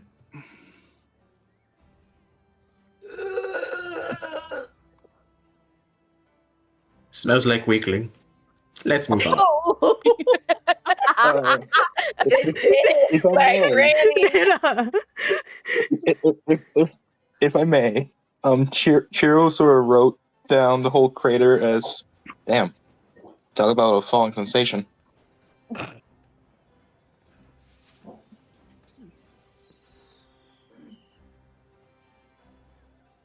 So, Aster and Jane Doe, you do eventually end up finding William kind of just shaking his head where the giant crater is. What the hell was it? Of Polaris. That timing. He just looks at that. He looks at the person that went up against him. Do I recognize the worker at all? You do. She's one of your regulars. I give her a bit of a like exasperated, withering stare, and just like face palm, and he goes, Gilda, we talked about this. Why you got to go giving them a false sense of hope just to pile drive them? I mean, look at him. Does he even have a hand at this point? Yes, he still has a hand at this point. He paid 1 gold. I gave him a slight fighting chance. He folds his arms and taps his foot in a rhythm, and he's giving her that look of like, come clean. Did you really? Said slightly. I didn't say all the way. Oh, sure, slightly. What's slightly? About 10% before you pile drived him through the barrel? I mean, you broke the barrel, girl!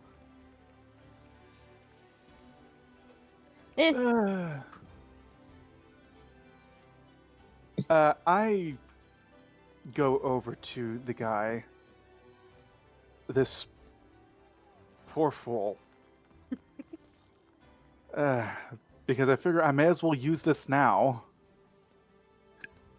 Let's see here. Here it is.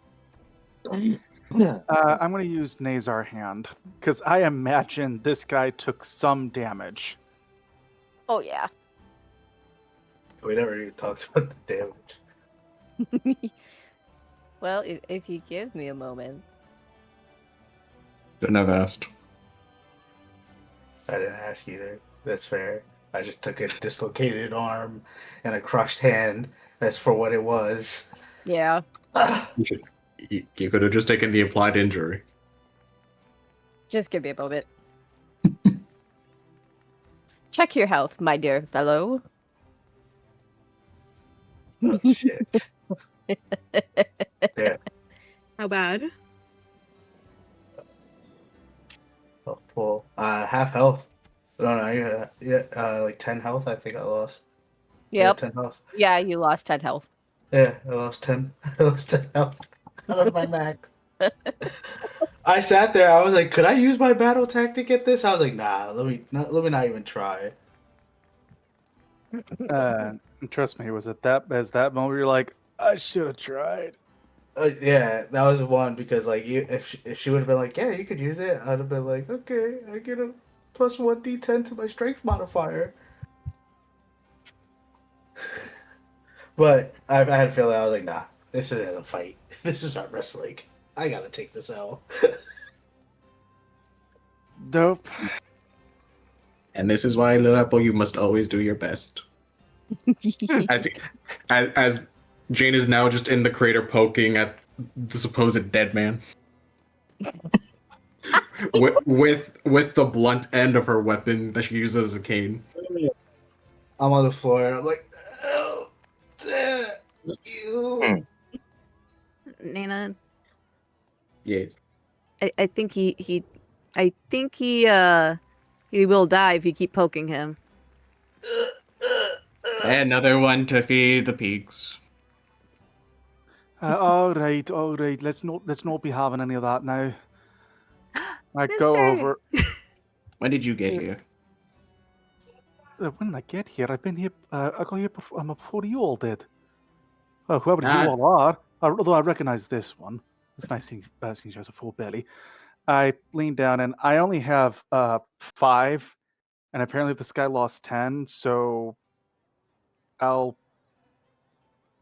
spend 3. Okay.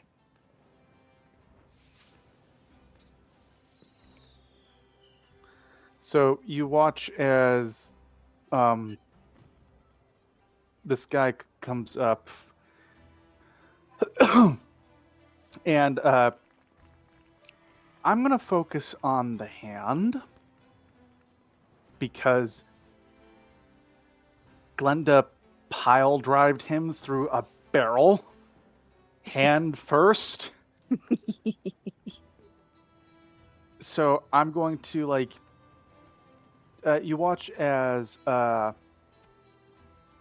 bluish and red flames come out from his fingertips. And Polaris, I'm sorry for what's going to initially happen, but you'll thank me for what happens immediately afterwards. The bones, I imagine, realign and uncrack suddenly, but you're met with a far bit more sense of relief as opposed to the stinging, horrible pain of a shattered hand. So you regain 3 essence points. But she gets back. So that's what, 20 health now? No, I already put you up to the health you needed to be. Okay.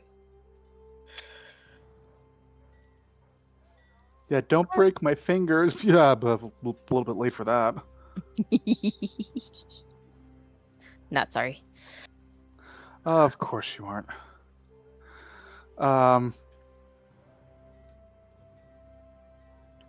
Is he at least not slipping into unconsciousness now? Because it kind of looked like he was. Yeah.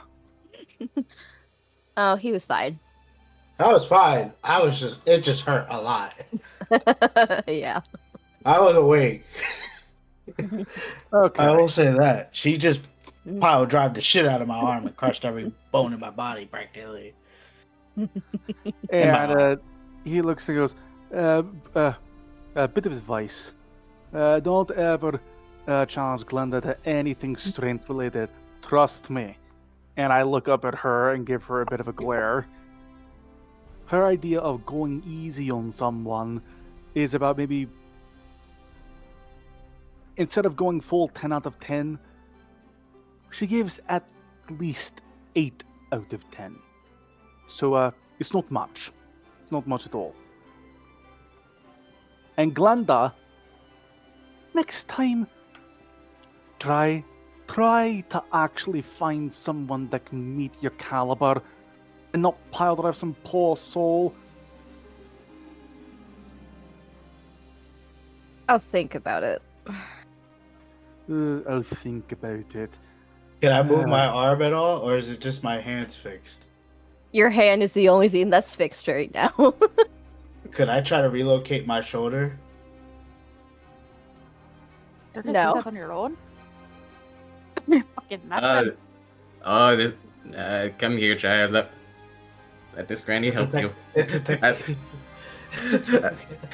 As I'm holding him down with the stick. She's like, okay, let's get you with that medicine. As I'm gonna roll athletics to try and fix his arm. Not medicine. I'll put it in Fluff's hands. It's now a supreme extreme sport trying to fix limbs. Yeah. As I just again move the stick, but I also put my weight onto him. She is heavier than she looks. Her gray and purple kind of scales are just deceiving of her age, as has a 19 on his shoulder and his arm. Describe how you're putting his shoulder and arm back into place, please.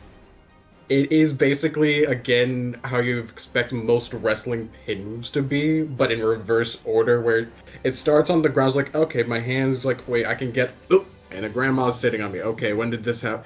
Arm is pulled up, then down, you hear a crack, you hear a twist, you hear what sounds like broken, and then unbreaking, and then re-breaking for a few times, until it kind of locks back into place. And there you go, Chad. Little apple, can you help Granny up? So you just hear like consecutive grunts during this because like he already lost a battle. He's not going to be screaming like a little bitch when this is happening. But what one yelp does happen when the initial crack of it being put places, and it's like.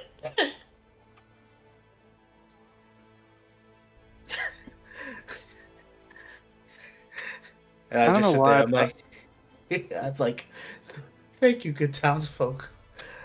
I don't know why, but I just got that one scene from the movie Mulan, where at first he's so like, oh no, please don't, and she's all goes, feel better, yeah.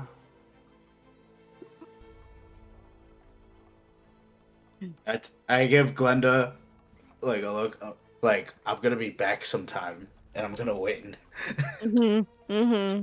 So kind of like I'm gonna win one of these. The Water Tribe.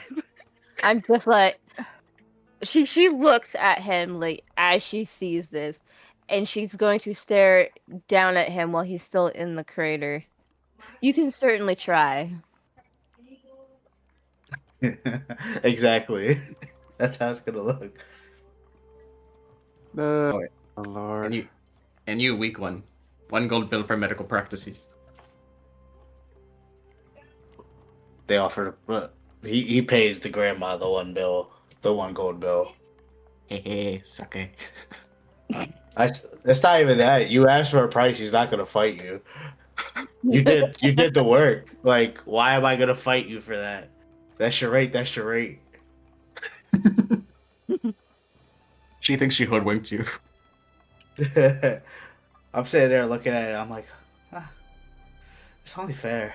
She sat there and snapped my shoulder. I would have to pay a lot more at the doctor's or Sage.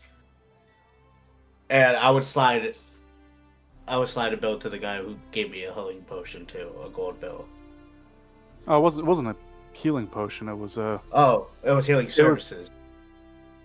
Oh, He gently, he politely refused. Yeah, no need for that. Perfectly alright, good man. I'll take it if he doesn't want it. I was you so got ready to you go. got you got paid I was so ready. You got paid for services rendered for a payment you asked for. Don't go swiping and being greedy. I will do what I want, young man. Hey, children. As But this Hocus shit, Pocus is happening, and this, shenanigans of bullshit, Azzy, use your damn voice. Fuck's sakes. If you want something, be like, hey, so I hate to interject, but can my character do the thing? Yeah, use that voice. We won't stop you. We'll encourage you. And As long as mostly, it is like, say, safe wait and a won't end second. up hurting people. We do not condone violence here. We don't talk about those instance things, okay? Me sitting here saying this while everybody else is looking at me going, uh-huh.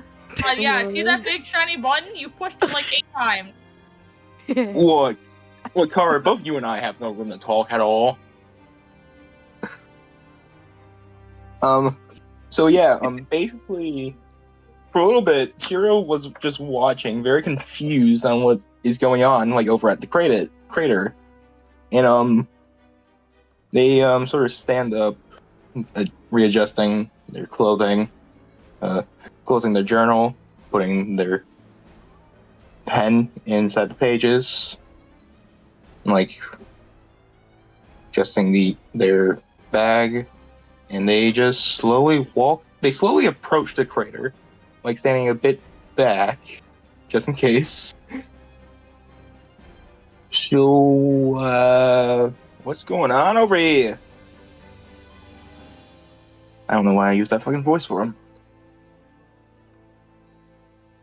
It works. Yeah. Don't worry too much. Just Glenda, am I getting out of hand again?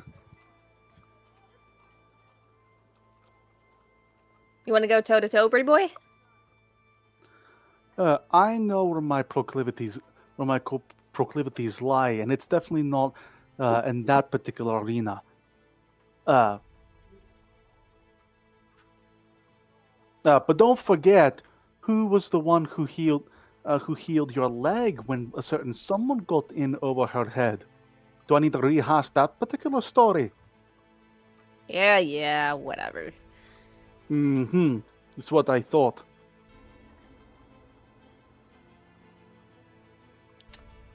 As this is happening, Morwen notices that, Vile is by himself. She's just been observing him, at least from a distance. She's curious, but she doesn't know how to really approach him.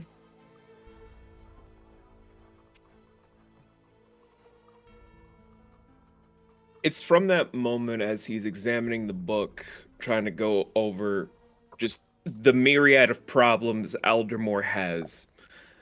Morwen will just feel a tap on her shoulder, then just see a skull-headed, shadowy creature just looming over them, and then just stating, "Do you have a purpose for staring at me?" She looks back over to see that.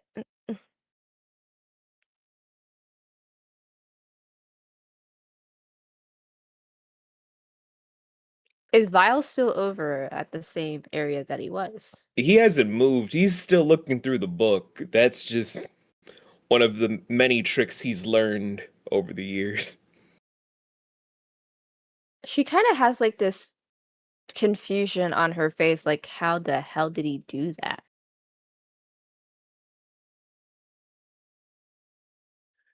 You then see their hand stretch out to go from a regular humanoid finger to a titan-sized finger to point towards Vile of, "Go!" She slowly walks over.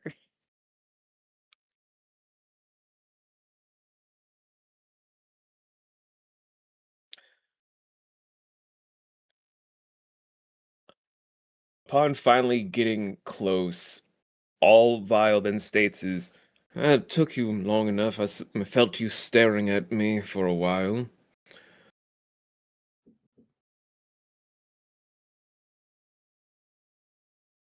Well, you're just over here by yourself reading or writing in this book. I like to keep tabs on things after the various walks I've had to do across the stars in this little marble. So you've been here before then.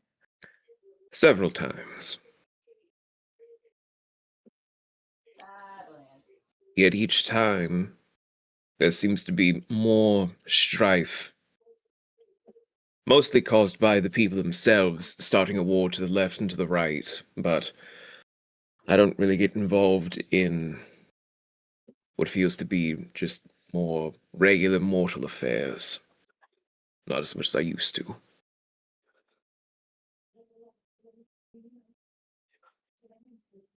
And your ship and needs repaired. Well, their ship needs to be repaired. I'm actually where I need to be. The one that many people want to give the title of the Restless Major. He was off doing some other things with his sister and his friend on a different adventure altogether. Me, I'm exactly where I need to be. And what brings you here to Raven's Hollow? I mean, there's not much to it, but Paranoia wanted to report to me about how there was disturbances racing through the mountains. Unlike those that were from places like Memento or from Rivgin or from any of the other known continents that many of your elites and royals want to say are not the peak of intelligence. There was something of a great disturbance here that needed my attention, since, frankly, I want to have a more peaceful go-round than my predecessors. he would nod. So then you're here for him, then.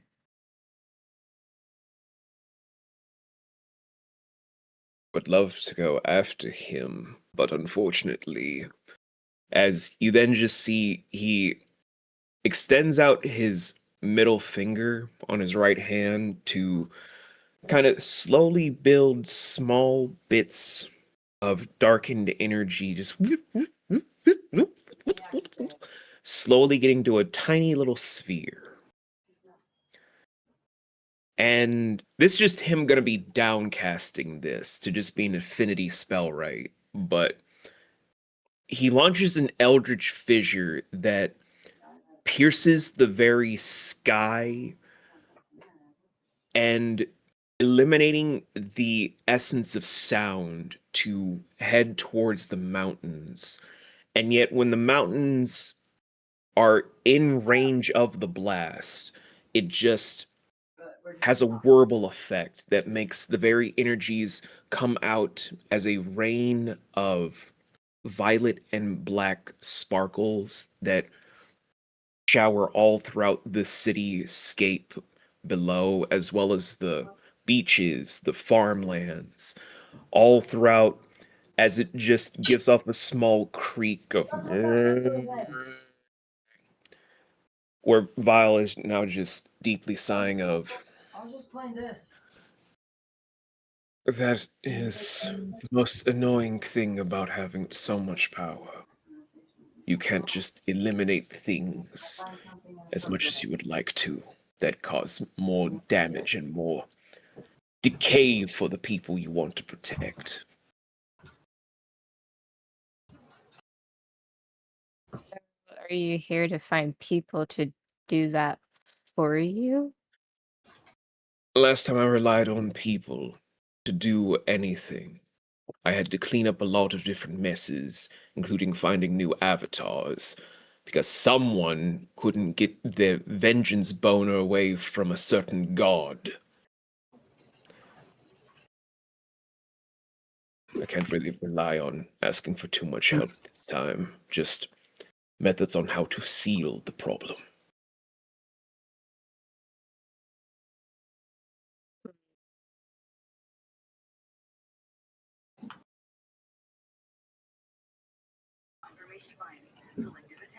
I don't know if you can really seal him away. I know people have tried, but they weren't so successful, though. Good thing I'm not people anymore.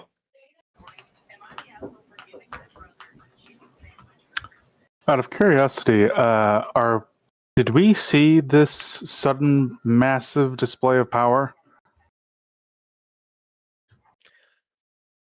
I'll let Ash decide that. I'm gonna say probably not. You might have seen like maybe the very, very last of the after effects, like the sprinkles of, energy finally dissipating. That's about it. You didn't see the initial effect. All right.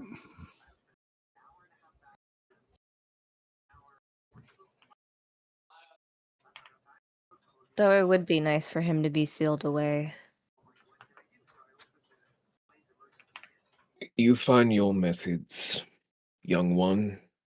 I will find mine. In the meantime, I believe the restless major, as well as everyone's favorite child who can't do any wrong, the Lady of the Tides, will need some assistance in the town. As he then just closes up the book to put into a coat pocket of his, where he just stands for a minute and lets the shadow with the skull head ram into him as they just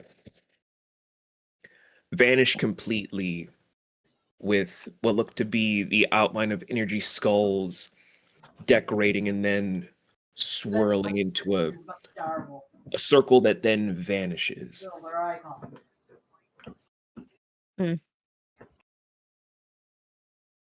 For a split moment, like as he is like leaving, because she was observing him for about an hour, just like a slight flicker of her face changes before it goes back to normal.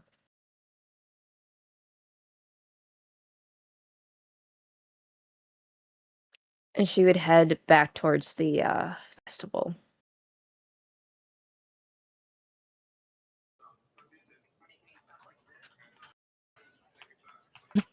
Jade, God damn it.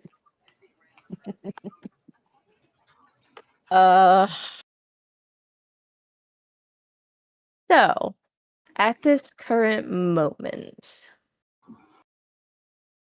Vile has left to who knows where. You guys end up seeing a few more people walking around the festival. You see the Slate Master Godric. He is about 50 years old, and he appears very anxious. He owns most of the 3 major quarries around Raven's Hollow, but he's very well dressed.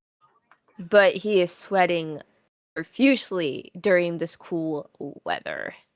You see Widow Marjorie. She's about 40 years old. She is clutching a faded scarf. Her eyes were red from just crying. And then you also see Sergeant Blackwood, who is in his mid-30s. He's very stern, very skeptical. And he commands Raven's Hollow's 3 men garrison. And he's still very wary about the whole situation. But keep note of these 3 NPCs that I just mentioned. So I will put in the side chat here for you guys, their names.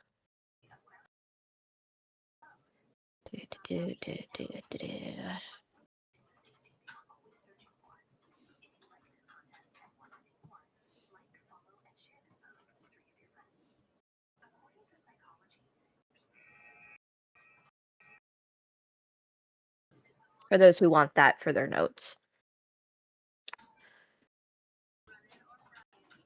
And as the festival is reaching its peak, the musicians take the wooden stage, a fiddle, a drum, and a pipe, and they're striking up lively folk tune. Dancers begin to perform up in the square, and locals and travelers are mixing in the traditional patterns of the falling leaves dance. And then the air changes. Ever so slightly. I need everybody who is around to roll an observation check, please. And please mention it one at a time. Where is this exactly happening? Like just You're gonna roll a d20, Azzy. And from there no, you're gonna I'm add. asking where's the scene taking? I'm going to Like, the festival. We're still in the festival. okay. It's happening more towards in the square, which you guys are very much close by. Okay. I just need everybody to roll an observation check, please.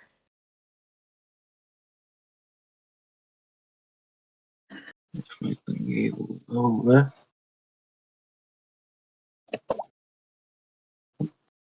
I will wait until others have put theirs in.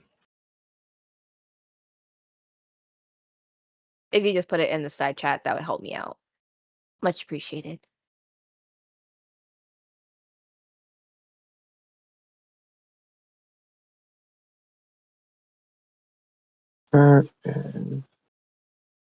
Okay, there it is. Knowledge.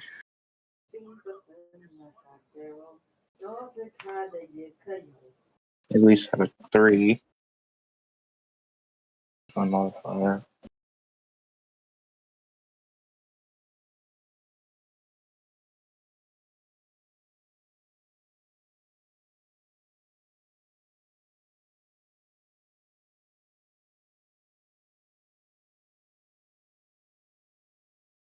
Right, it's the green highlighting is the modifier, correct? Yeah, so it would either be a 3. It would probably be a 3 for you if it's not trained. Yeah, it's just 3. Okay, so 18.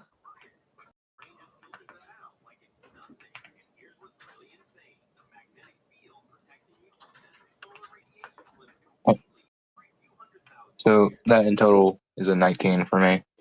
Yep. Just 16 plus. Yeah. And for reference, I'm using the pizza dice. Nice.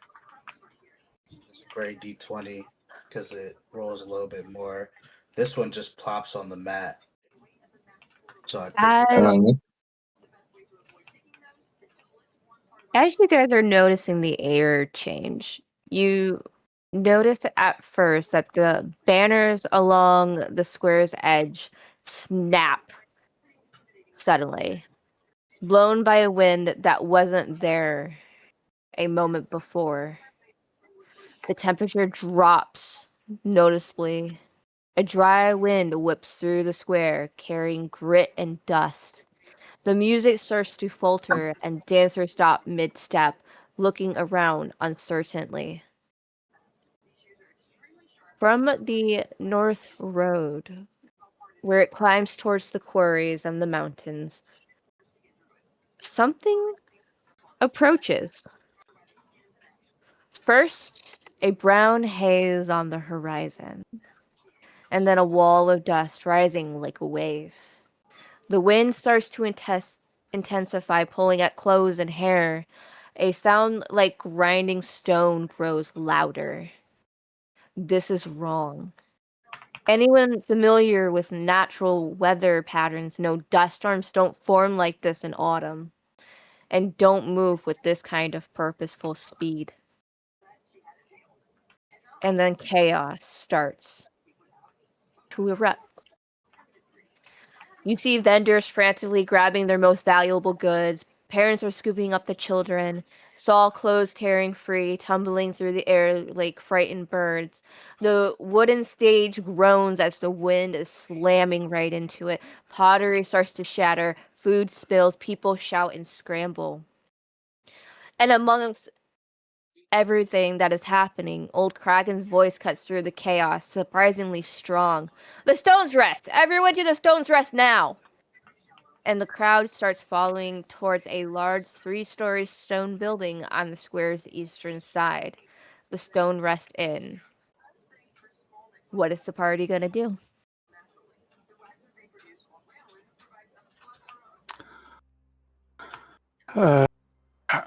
I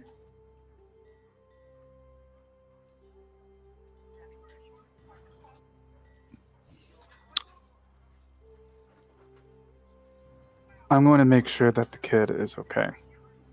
The little batfolk girl that was next to me Mm-hmm. with her nana, Aster, and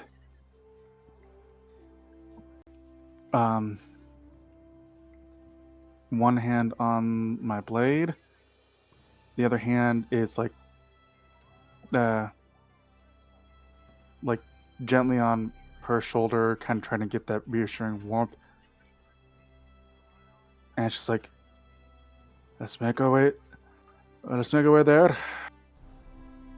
Quickly but calmly. No need for us to be tripping over and fussing over in panic.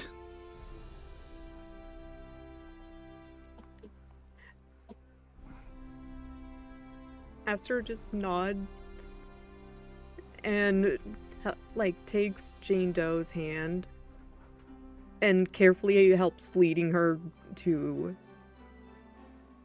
the inn, following, using her wings to block the debris from their faces. I guess we're listening to Mr. Fussy Pants. Let's get going. Nana, follow behind them. You'll get hurt. Yeah, I'll take him. I live this long just fussing my life through life. I ain't going back to jail. Well, neither am I. I'll do it. I'll do it. Do I even want to know? Like, what? No, you probably don't. You probably do not. I can tell you. please no. As you guys are making your way to the Stone's Rest, the world starts to turn a bright brown-gray. Visibility starts to drop to a mere feet. The dust gets everywhere. Eyes, mouth, lungs. Breathing becomes very difficult. And the grinding sound intensifies until it drowns out everything else.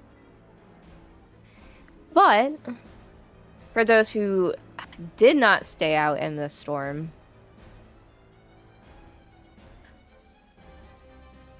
you are okay for the most part. You probably will cough up some, dust.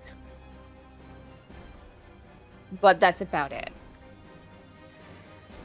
The inn's heavy door, oak door, slams shut behind the very last refugee. Inside, it's cramped and smoky. and loud with a bunch of voices. The building groans under the storm's assault, but the thick slate stone walls hold firm.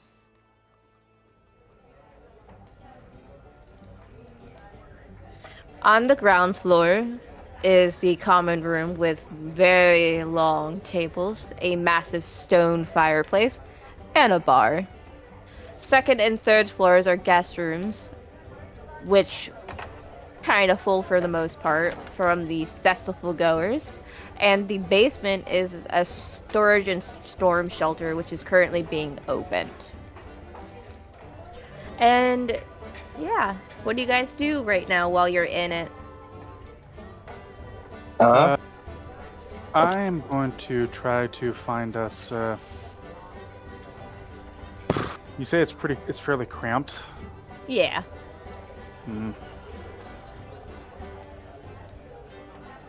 Question: about how long have I been here in Raven's Hollow? I would say a good, 5 to 6 years. Would that be long enough that I would have at least a little corner here at the inn? I would say so, yeah. I'm doubtful, given how many people are here, but habit is habit for a reason. I make my way there, gesturing with my head for the others that are with me to follow. See if my little corner is there and still vacant. It's vacant. No one dares to touch it. I heave a very big sigh of relief. Oh, thank the ghouls for that. Yeah, it's a wee bit cramped, but it's comfy. And I ease into my little corner booth and take a load off. As Aster looks at the man that's been helping her and goes, thank you so much. And what's your name, by the way? What are my manners? I do apologize for that. Name's Vicon, William Vicon. Call me Will if you like. A lot of people do. And what be your names? As William gets done saying this, Chiro pipes up. Yeah, good old Willie. Oh, I know you, Children. I'm going to take a bit of a stab in the dark at this one. You were tucked in at the far end of the festival with all the noise going on, weren't you? Maybe not. Oh, come off it. I've known you. You were still a wee bit shorter when I first came to this village. You are a bit of a creature of habit. But I know you, Chiron. The rest of you? Mr. Crystal Creek.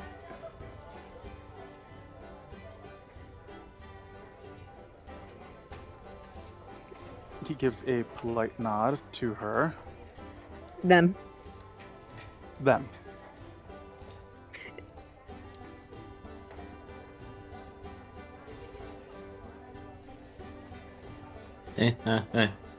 Fussy Pants was finally finished talking. Okay, Jane, as she's just sitting on the table, letting Aster have all the winged space she needs.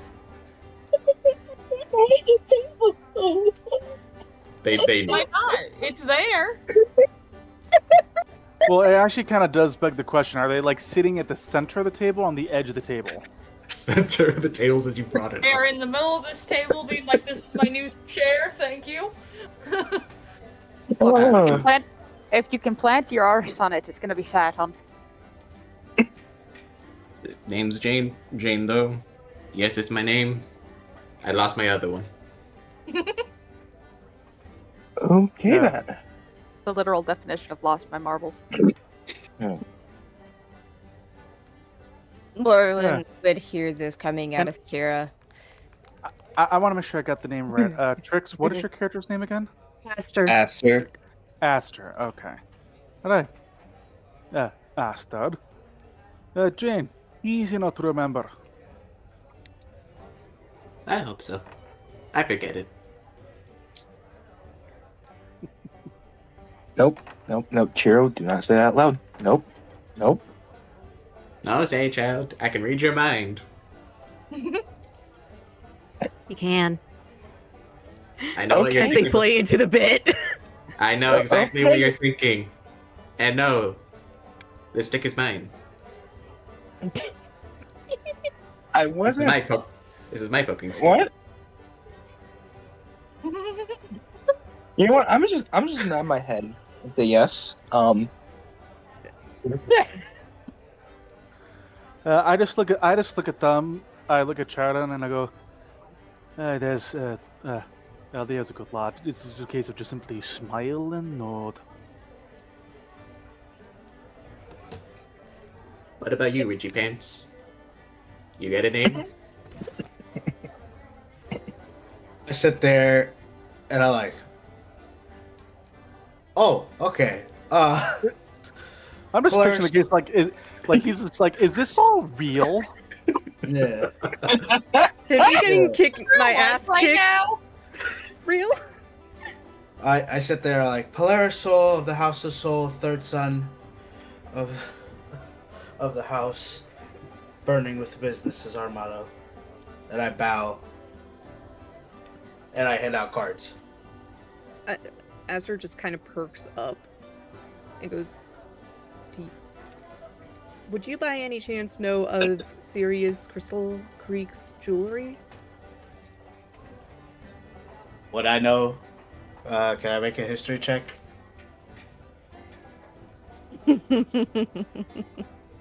Sure. Let's see if I got brains on me.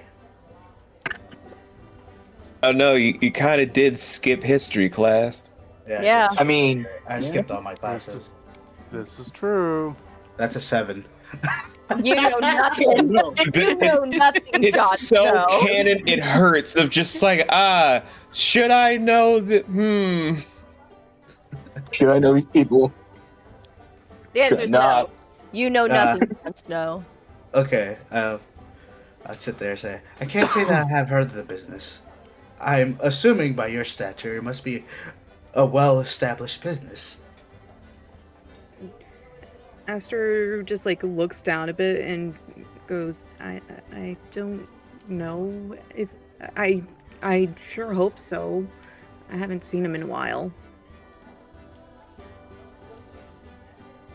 Yeah, I can't say I had the pleasure of doing business with them. But I do say, if I ever get the honor, I will gladly conduct business with them. Yeah, he's my father.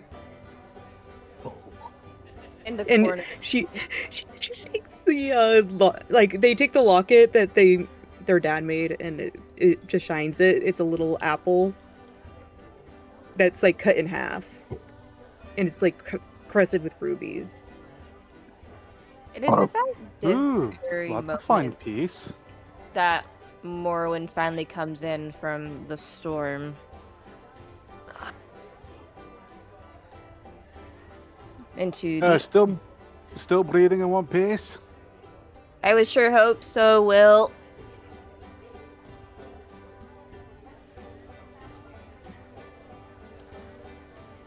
Is there space enough by me for them to sit? Apart from a certain someone sitting squarely on top of the table. Yeah, there's room for Morwen to, sit down. For reference, Hero is just standing, so like their wings felt like crushed or so in the cramped space. There's no room for Dorothy in the middle of this storm. I know, right? I mean, even though their wings are like folded up on their back. as Well, of at currently. least everything has been, strapped down for the most part.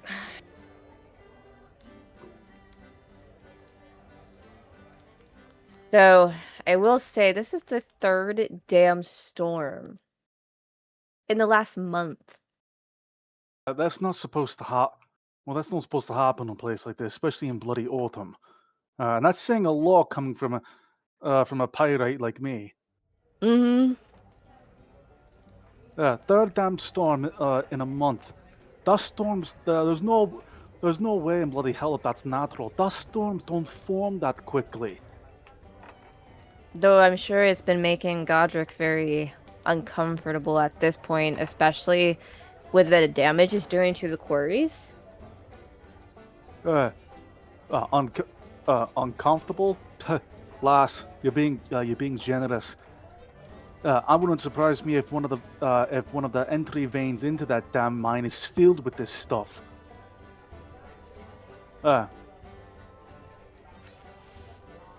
Also, don't forget about Marjorie. Like, her son went missing in the mines, like 3 weeks ago. They still haven't found him yet. Would I Hold know, on. What? Chiro is just like very confused about this knowledge. Is that why that lady looked like she was crying her eyes out? Yeah. Hmm? I know what it's like to be separated from family. would I have known her son? Yeah, you would end up knowing her son Tam.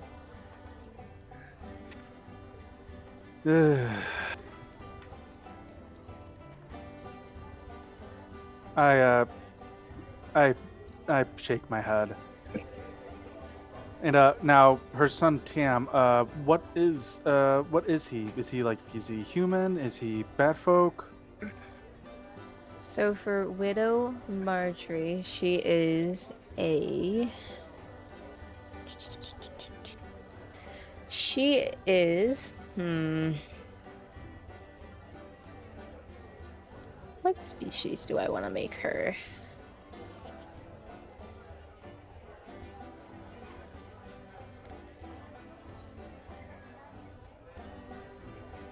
She is a Hellborn.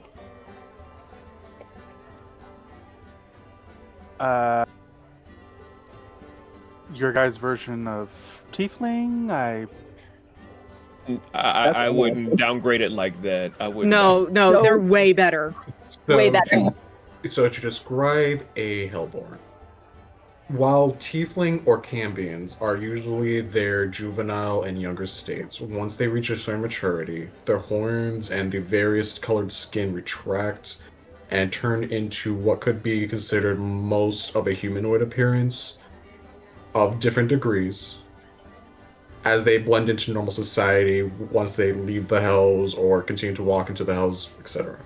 They appear like normal humans and only proceed to release their horns during moments of either intensity or combat when deemed worthy. Generations past the first no longer are able to release their horns at will. Those of first generation can do it at their own pace. So by now, anyone who is beyond the 60s is of generations past the first generations.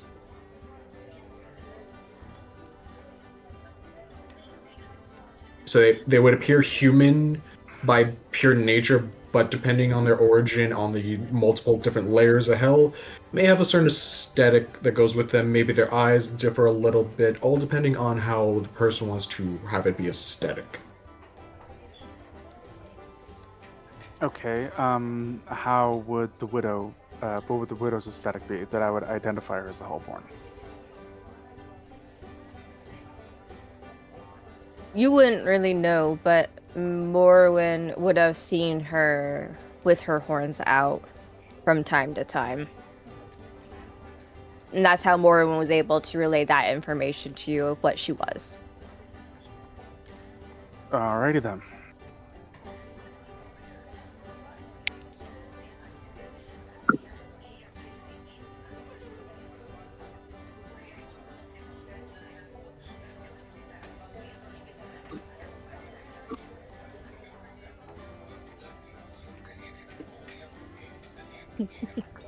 Uh, as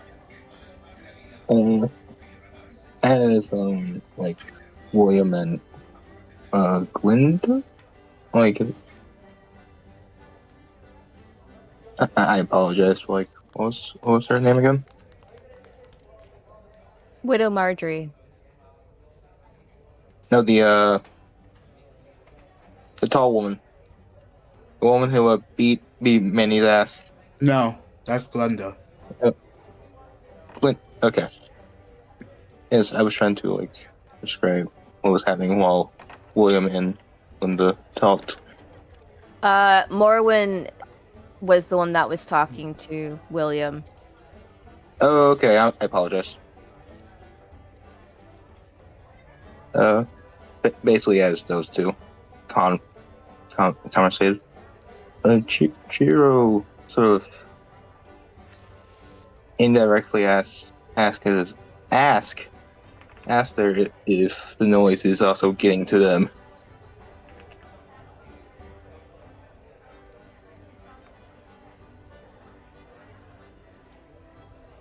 Sounds like bad folk.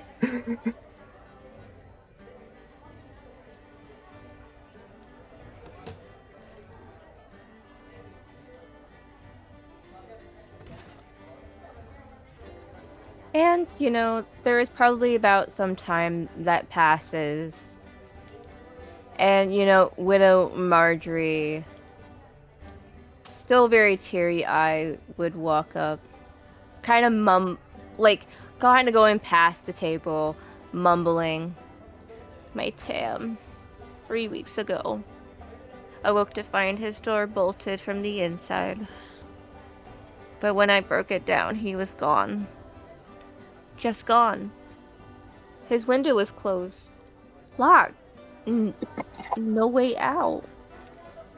And in her hand, you guys see a small cloth pouch from her apron. And you see gray crystalline dust.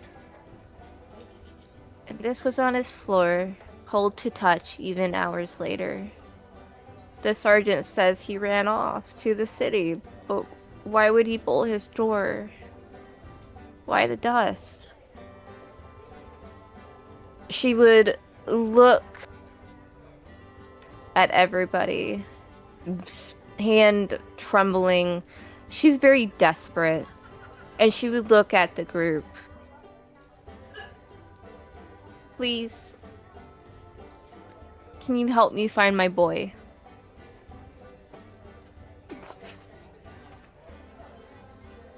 Yeah, would Sergeant Blackwood be at all familiar with this? Yeah, he was the one that went to investigate. He couldn't find anything other than, the gray dust that was found. Yes, the boy's name was Tam. Thank you. Hold on 1 sec, guys.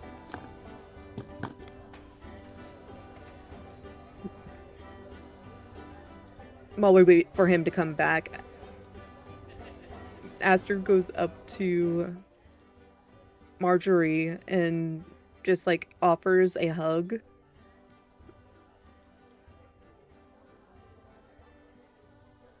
She was also shaking, but that's because anxiety. But she's like, you can tell she feels what's going on is really hurting her.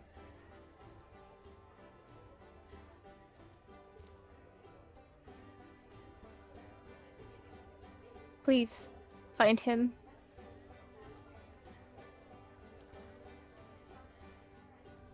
While the grandbaby is trying to comfort, could I procure the bag of the powder you said, or dust? Mm-hmm. Could I roll observation or history? Because again, I've traveled a fair amount. Could I see if I recognize it in any way? You can certainly try. Could I help him? I would say history. Okay. Could I also do that and think, is that the same dust that we just ran away from? No, it's not the dust storm. Okay. 30 or no, I wish I was 30. What are you? I wish I could say 30 this early. So what was it? 22. 22? Dirty 22. During your travels, you've never seen anything like it before. But then again, you were locked up for a very long time.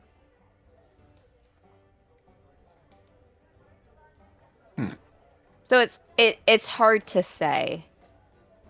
Does it look oddly familiar? Yes, but at the same time, no, if that makes sense. Follow-up question. Holy shit, hi, Fox. Follow-up question. Since I wandered around the Isles on and off throughout the years, even after being and not locked up, would I have at least maybe seen it whether it would be recognizable to this location or not, or would that be a different kind of role, like nature? Nature. Welcome in, Raiders. Welcome in. If anyone would else like to help roll for anything, Can I eat the dust? No! No! I would probably see you being like, allow me to sample this. I would smack you over the head like Rafiki.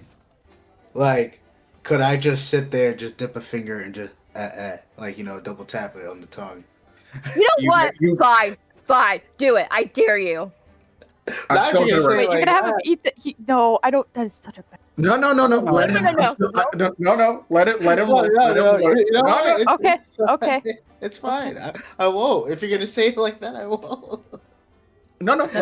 Push the button. Now you gotta push that button.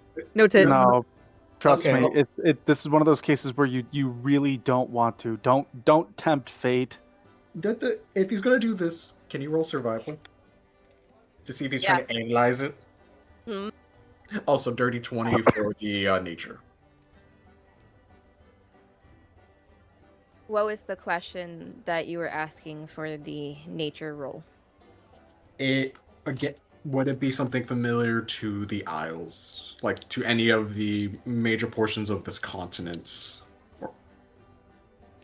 So, it's hard to pinpoint only because it seems like that it belonged to a very high tier creature. But what it was, you don't know. Bye, overworked rogue. I miss you. I'm so glad you stopped by. Fair enough. That is more information than we had going into this. Also, Enzo, are you actually doing that survival roll? I mean, shit, if I have to, because I said something, I will. But I don't want to do it, because now you guys scared me. Are you going to commit to the bid is the question. I'm going to commit. If you're going to test me, I will. No. You're the one that has to. This is your decision. I'm just doing this for the chaos and to add to our entertainment. I'm with it. All right. Mind the mess. Sorry. Got my dice roller.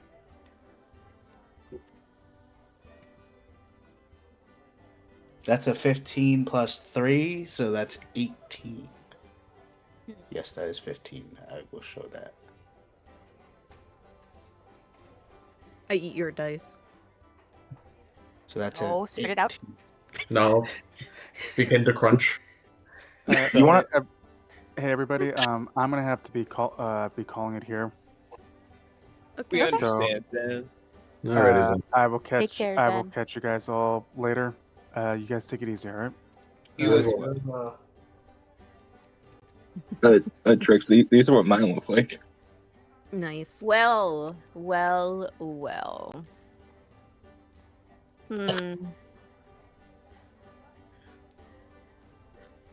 Polaris. Do I know what it tastes like? It tastes like crap, but Okay. That's what I wanted to know. If I tasted it before. you You start feeling an odd sensation. Okay. At first, you feel like your memories are starting to fade at one moment. The next moment, you feel an emotional numbness. And then that shifts. And then you start seeing visions of death, the afterlife, and a bunch of spaces in between, maybe other worlds, other planes of existence. It's hard to tell. But as that starts to dissipate, you feel a compulsion. And you're not too sure what that compulsion is, but it's strong. Very, very strong. And it makes you feel like you're being pulled to go out the front door. You guys, I'll say, I dare say, this is one crazy dust particle. As I'm like slowly like moving my feet to like walk outside the door. Like, I felt like I experienced life, death, everything in between. Oh, no. I thought I saw God at one point. As I'm walking closer to the door. I roll. Go ahead, go. Jira was just gonna make a comment of like, so who's gonna stop him? I don't think I have enough strength to do so. This is when I proceed I mean, to I probably Rafiki don't him. either. He I gets got blocked by this. This is what happens when you try to eat the dust. As I'm walking to the door, I sit there and say, I swear, I swear, nobody should eat that dust. I think I want to walk outside now. By the way, for the bit, I rolled athletics again with a 17 to put some muscle behind the stick. The funk. Oh my! You're gonna thwack me? Hopefully snap him out of it, huh? Yes, I wanted to Rafiki someone. Sadly, it was either gonna be you or me that was eating the dust. Look. I'm not there. As you are trying to swat them in the head, it doesn't phase them. They are numb. Because they ate the dust. And their hand will go on the door to open it.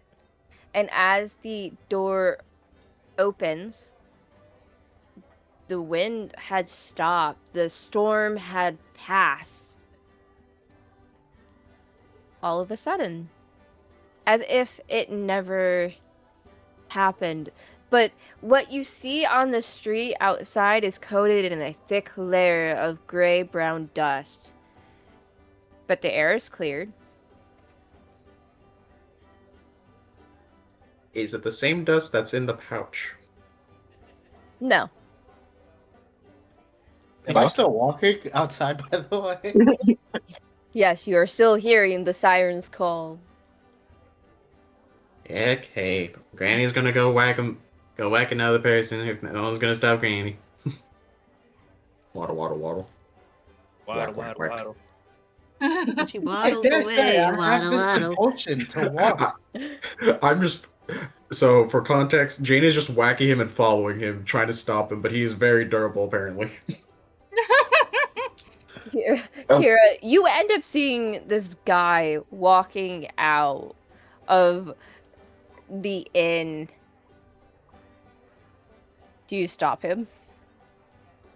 I'm gonna fucking trip him. And then I'm gonna sit on top of him.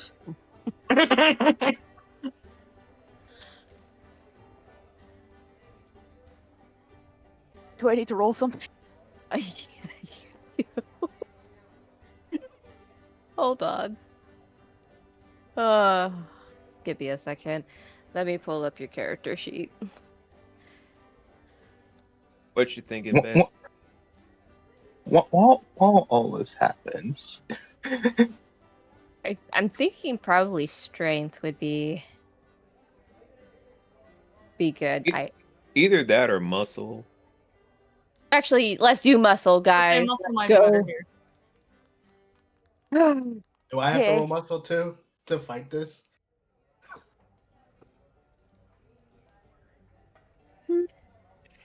Would he have the compulsion to fight it is the question. That is the ultimate question there. I have a Answer. compulsion to walk, so I'm assuming that I have to sit here, and the compulsion is winning. Oh, Well, that's a nat 20 plus 3. Well then. Well then. Okay. That is now officially trained. Sweep the leg, Johnny! Whip that damn leg. Like, with a quick sweep motion, Polaris falls face down into the ground, and you sit right on top of him. Yep. Where eventually it stops calling him for now. So what exactly did you think you were going to gain by eating whatever the fuck that was? Just want to see if I tasted it before. You know, most people would not have that reaction. Well, you know, I'm not most individuals. Evidently not. But I feel like you folk might need to keep an eye on me in the middle of the night. If what I'm thinking might transpire, because what if I sleepwalk after this? I'm surprised you don't have a concussion for how many times I bunked you. Yeah, truth be told, it's kind of coming back. But the fact that he fell face first. Wait, where am I? As this is happening, old Kragan comes out, and before he goes back to his own home, he looks to the group. Come to my home tomorrow morning, first light. I'll show you what my grandfather left. Documents, maps, warnings.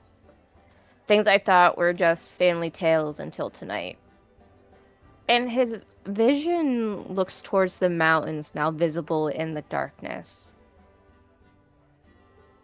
The Gray Man, that's what my grandfather called it. Said it came from the deep places, from cracks in the mountain's bones.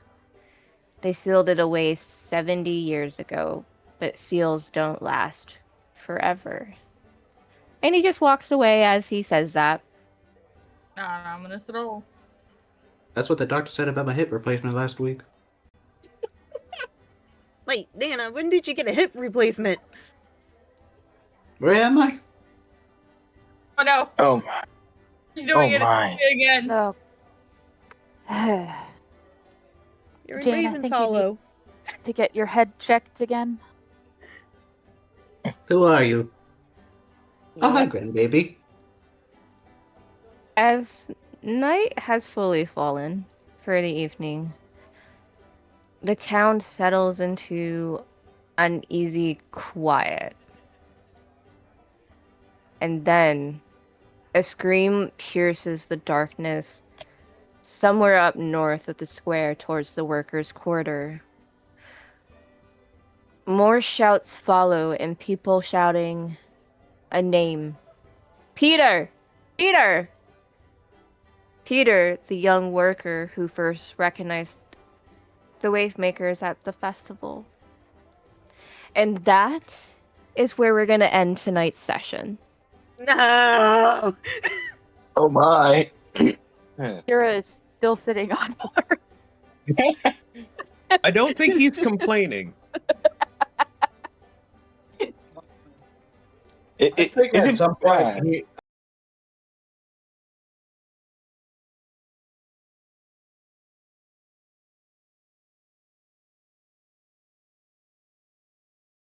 On the storytelling, I hope you enjoyed what you were able to hear, and we'll definitely see you all next time. Have a wonderful evening and be nice to everybody.